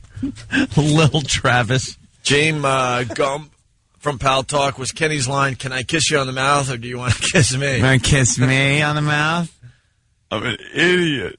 All right, we should take a break because Keith the Cop is here, and there's some great calls coming in. Maybe we'll do some phone calls after the break. Was there a guy, I heard they busted a guy with a van and a cast on his arm, trying to get guys to help him with a couch? Is that true? Would you? Could you help me? Keith the Cop. I'll help you. Would you? Kenny beats him with the couch. No, he actually lets Kenny go. Like I just, it's not worth it. You about an IQ 14. All right, we got a break. It rubs the lotion in its mustache. It does this whenever it's told. The ONA virus spreading across America. 92.3 K-Rock. It's the Opie and Anthony Show. This is Rich Voss. You might recognize me if you were on the train today. You are listening to the worst of Opie and Anthony. If you're on hold, stay there, but we got to go right to the hotline. Tommy Lee. Tommy. Tommy! Who, me? Yeah. Hello, Mr. Lee. What's up, Tommy? What's up, guys? No, we were just talking to everybody about paying for it. I know. I heard the conversation. Yeah, escorts and hookers and stuff. I have to assume you've done that a couple of times at least. I think everyone should own one. Yeah? Yeah. When you're Tommy Lee, you don't have to, though. Yeah, see, that's just it. You go out, you pick up some chick. He's a rock star, and he has a mule the size of a small community. Yeah, everyone knows about that. Everyone's seen that on the tape. Yeah, that made for some great Thanksgiving viewing, Tommy.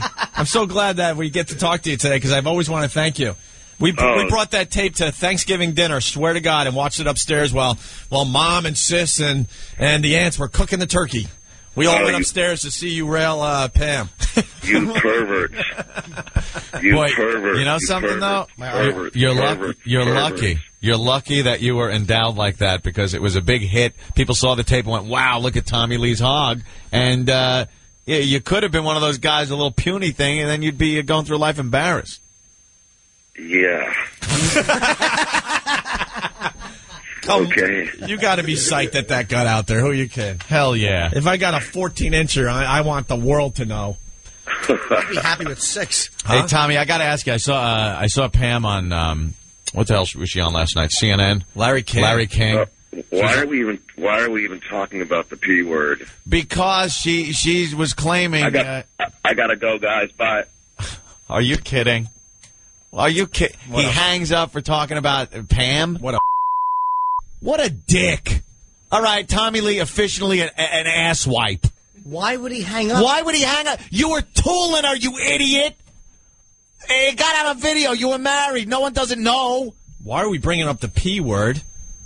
He wants to promote some golf tournament. Wow, that's exciting, radio. Let's talk about a golf tournament. Want to talk about her and her goddamn hep and the fact that she says Tommy gave it to him?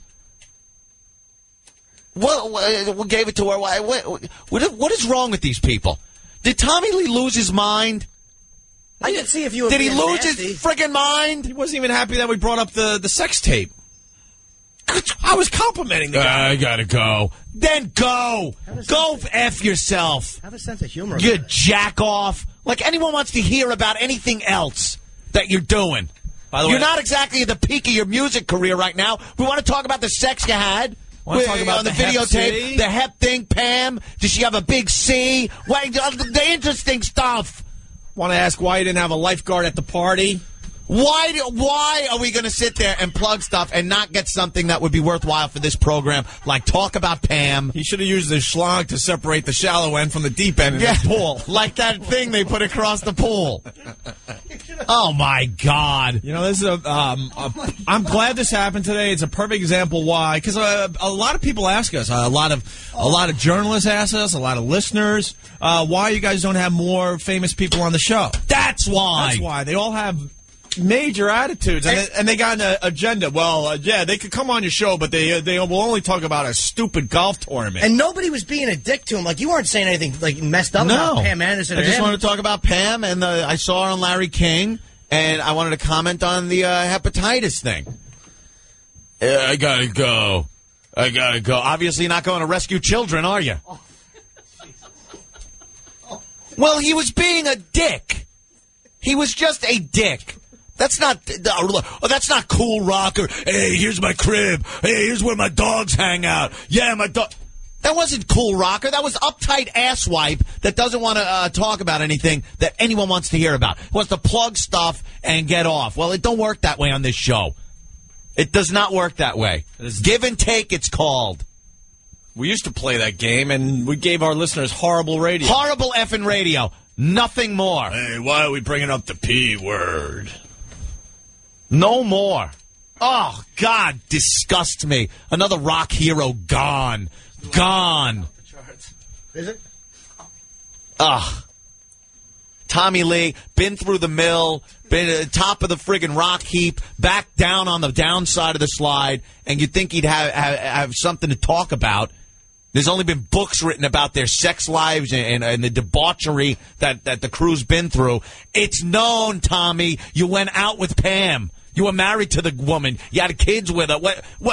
What is it, a secret? That's all in the book. All of a sudden we can't talk about Pam Anderson? These celebrities are delusional. They are effing delusional. Why do you think you're coming on a radio show to talk about a stupid golf tournament? There are golf tournaments every day, these celebrity golf tournaments. And if he would have talked with us, we'd have plugged it like we gave a flying F to.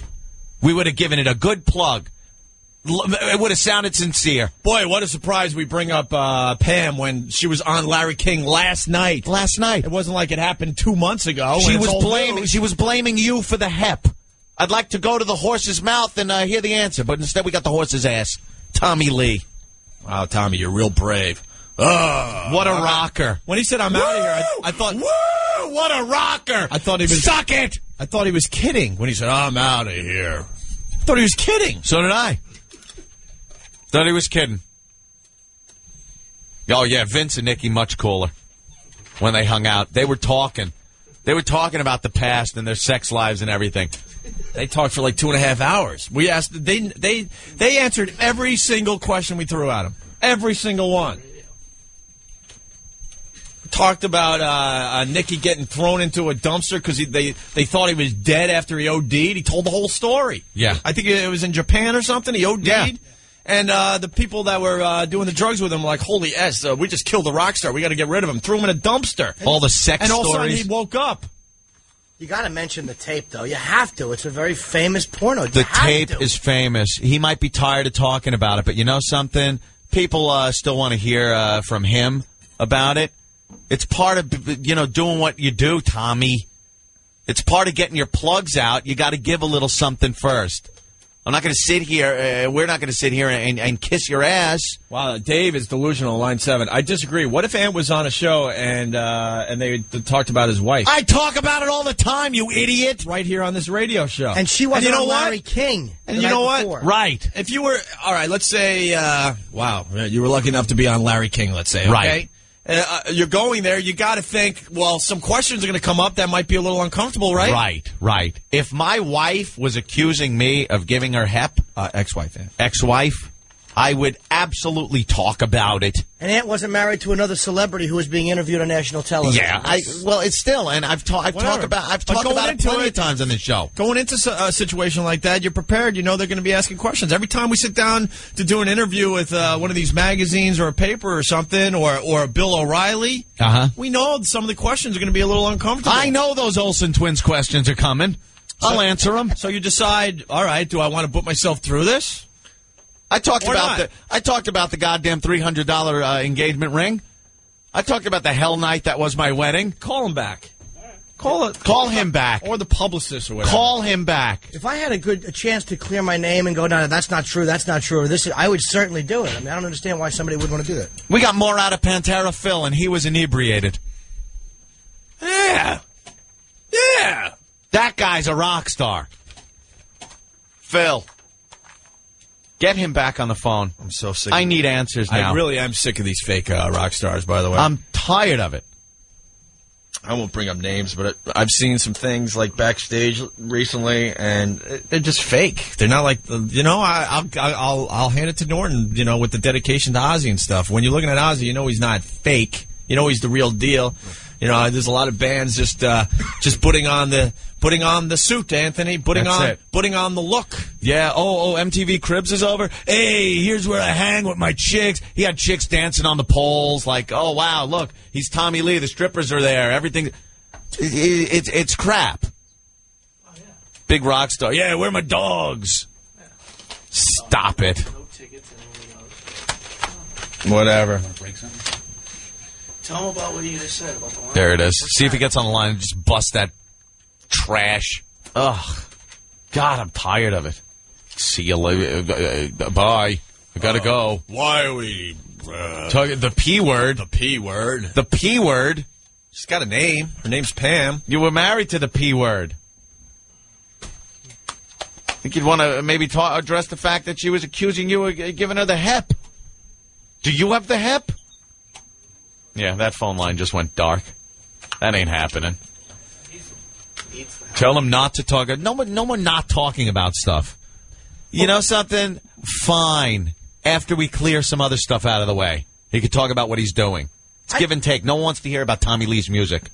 being in the public eye, it's a price you pay. I mean, I know it's annoying to have your personal life, but you know what? When you're making millions of dollars and your personal life is a part of that, well, you got to talk about it. You know something else? If I sat down and Tommy Lee was somewhere and I got to speak with him, I would not bring up things like this. Right. It's, but this is a program that people listen to based on if they're going to hear interesting banter. Tommy talking about his latest album and who's on it and what he's doing.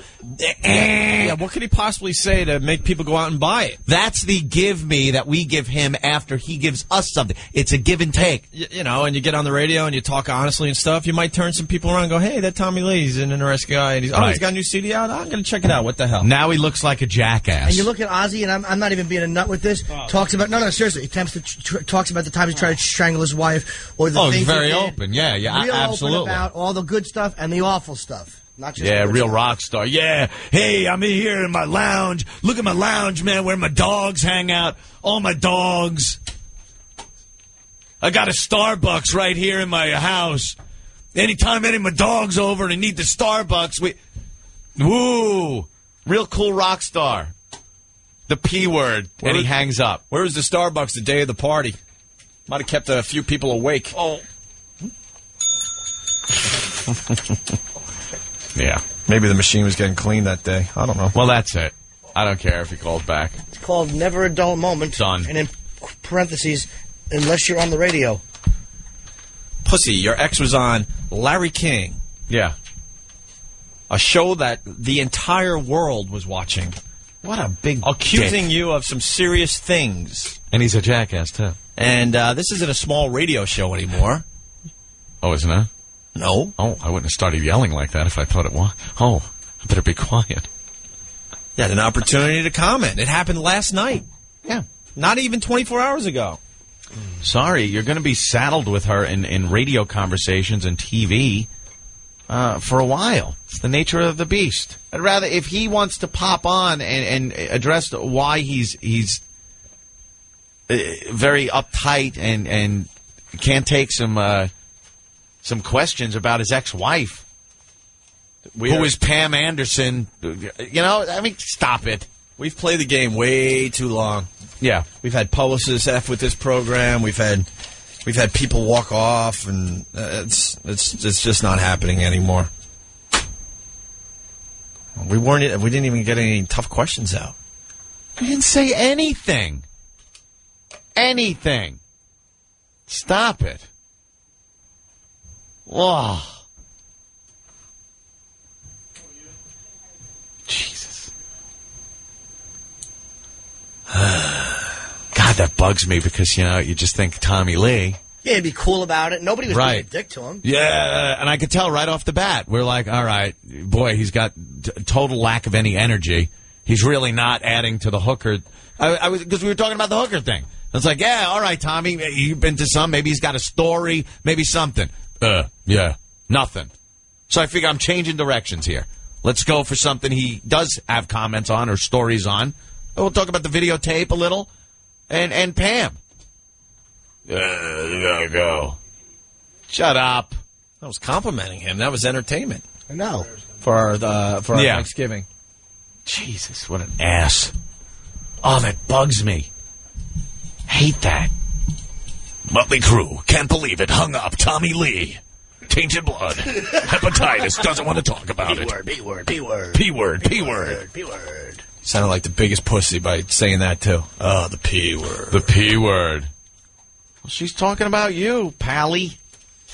Well, we'll step aside, Aunt. All right. No surprise there. No. Enough. The Opie and Anthony Show. 92.3 K-Rock. Hey, this is Geraldo Rivera, and you are listening to the worst of Opie and Anthony. Let's go to Luke. Hey, Luke, what's up? Hey, guys. Hey. Listen, I'm not trying to tell you how to run your show. I'm not trying to break your stacks or anything. All right. You think you're being a little hard on Tommy, though? I mean, why? The guy's going, he's going through something. His ex-wife's accusing him of giving her FC. Maybe he's just trying to be above it and just not comment on it. Hey, Luke, you're missing the point. Then don't do an interview. Right. Then stop with the interviews. Then don't do a nationally syndicated show. You know what? Every interviewer out there that has the balls will ask him. Mm-hmm. No one cares about the album and the tour. The biggest thing they care about is all these accusations that Pam's making in FHM magazine on Larry King last night. That's what they want to know. It's not like you guys are paparazzi and you chased him down. He came here and said, look, I want to plug this. He called us. He's plugging his album. He came right to our stoop. Of course we're going to ask. I mean, it's our agree job with you to guys. ask. I agree with you guys in a way. Like, I know you And you guys know what? Yeah, and the listeners expect it. Yeah, Absolutely. Tommy Lee's on our show, and we're gonna make believe we care about his album. I haven't even checked it out. I don't think many people have checked it out, to be honest with you. But I would have given him the benefit of the doubt and listened to what he had to say about it. But there's other things we need to get accomplished too. Yeah, I know. But I kind of feel bad for him. I think he's just trying to be. And don't like, call a high-profile radio show. You know what? You guys are right. Maybe some little rock station in Des Moines, Iowa, doesn't have the balls to ask some questions. Because when you're with Pam Go Anderson, there. you're going to get the recognition, like, wow, you were Pam Anderson. And he never said, no, I don't want to talk about that. It's like, it's always cool to be with Pam Anderson when you're married to her. Well, when things go wrong, you still got to talk about it like you did when you were married. All right, look. All right. Bye. Yeah. Bye, sweetie.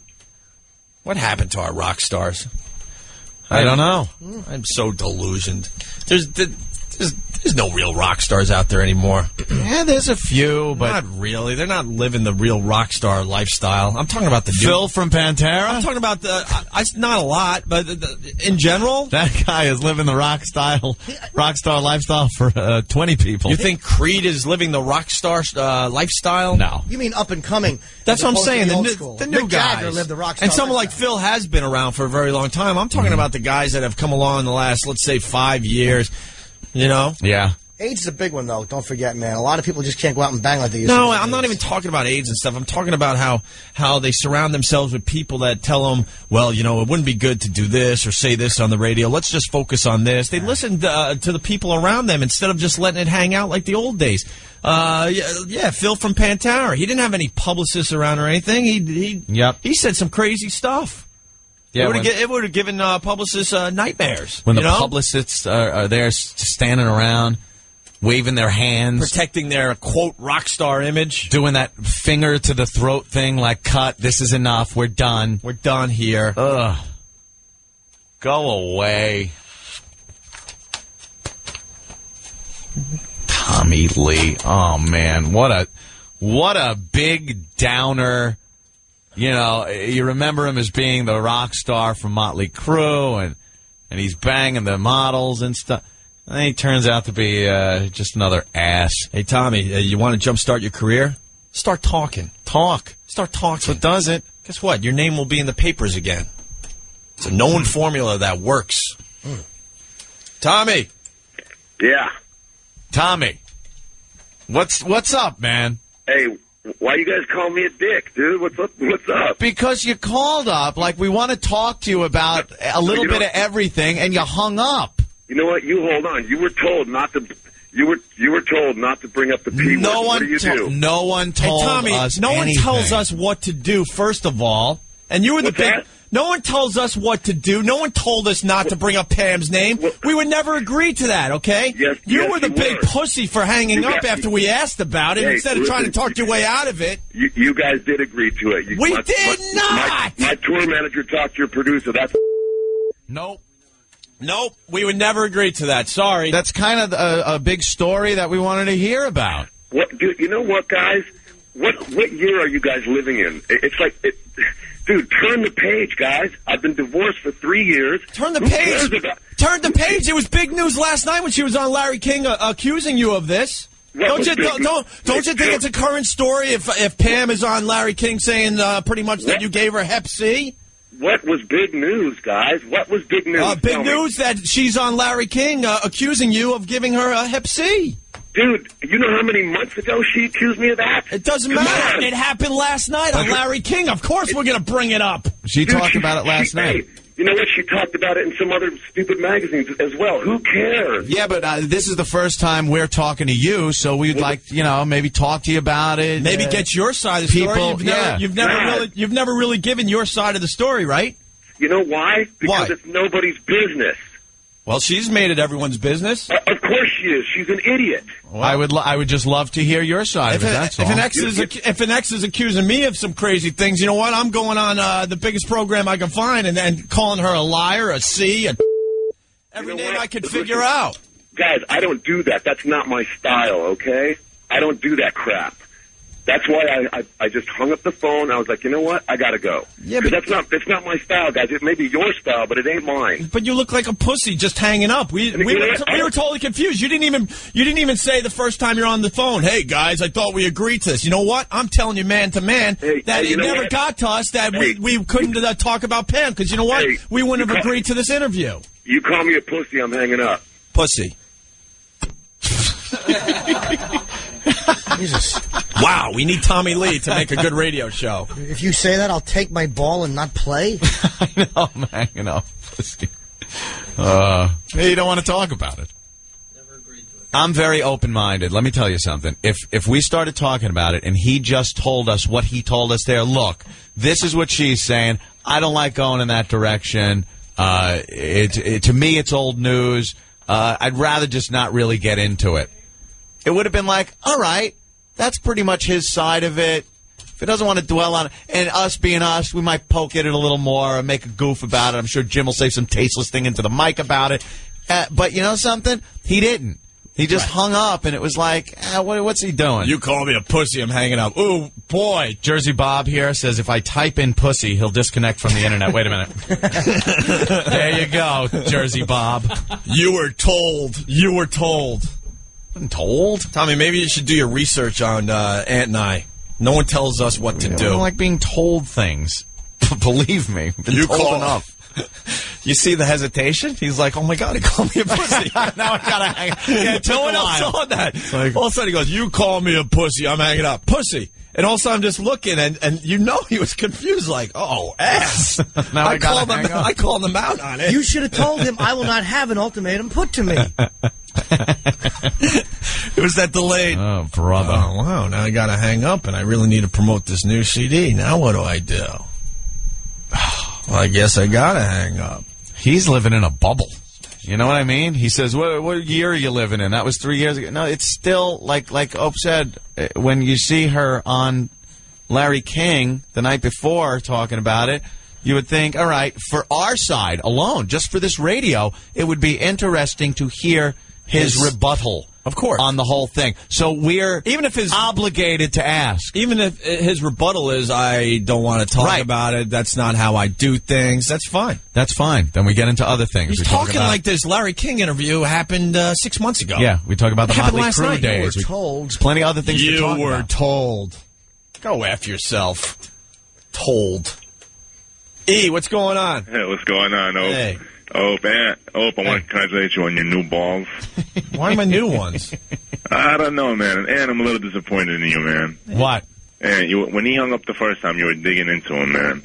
Then he called back. The guy should have fired right at him, man. Dude, listen to me on this. First of all, it's the Opie and Anthony show, and I went. You're that's right. all that is. If I didn't go, I guarantee my pal here, Ant, was going. You know what makes good radio? I beat him to the punch because we were both to the point we had it. Hey, you know what makes good radio? Two people not yelling over each other, especially when a third is on the phone. What we identify and know what to do, when one person's speaking, the other person has to back off because you don't want to hear this. Go ahead, Ope. Just say anything. Hey, Tommy, what the hell is it? You know something? You don't want to talk about anything. It's August 10th. Doesn't sound good. Yeah, I mean, he's a has-been anyway. Hey. No one cares about it. Goddamn Norton, man. All righty, thanks. All right, man. You were told. You were told not to call this program with those words. He could have even said pending litigation. Yeah. Perhaps that would have, okay. And use that one. Pending litigation. It worked well for you when I was trying to, because I had a job to do when you were going through your mess. I was prying you to see how far I could get you. And on the air, I would say, because it's true, it was, pending litigation. Perhaps there's some kind of lawsuits being filed that he can't talk about. I don't know, unless he tells us.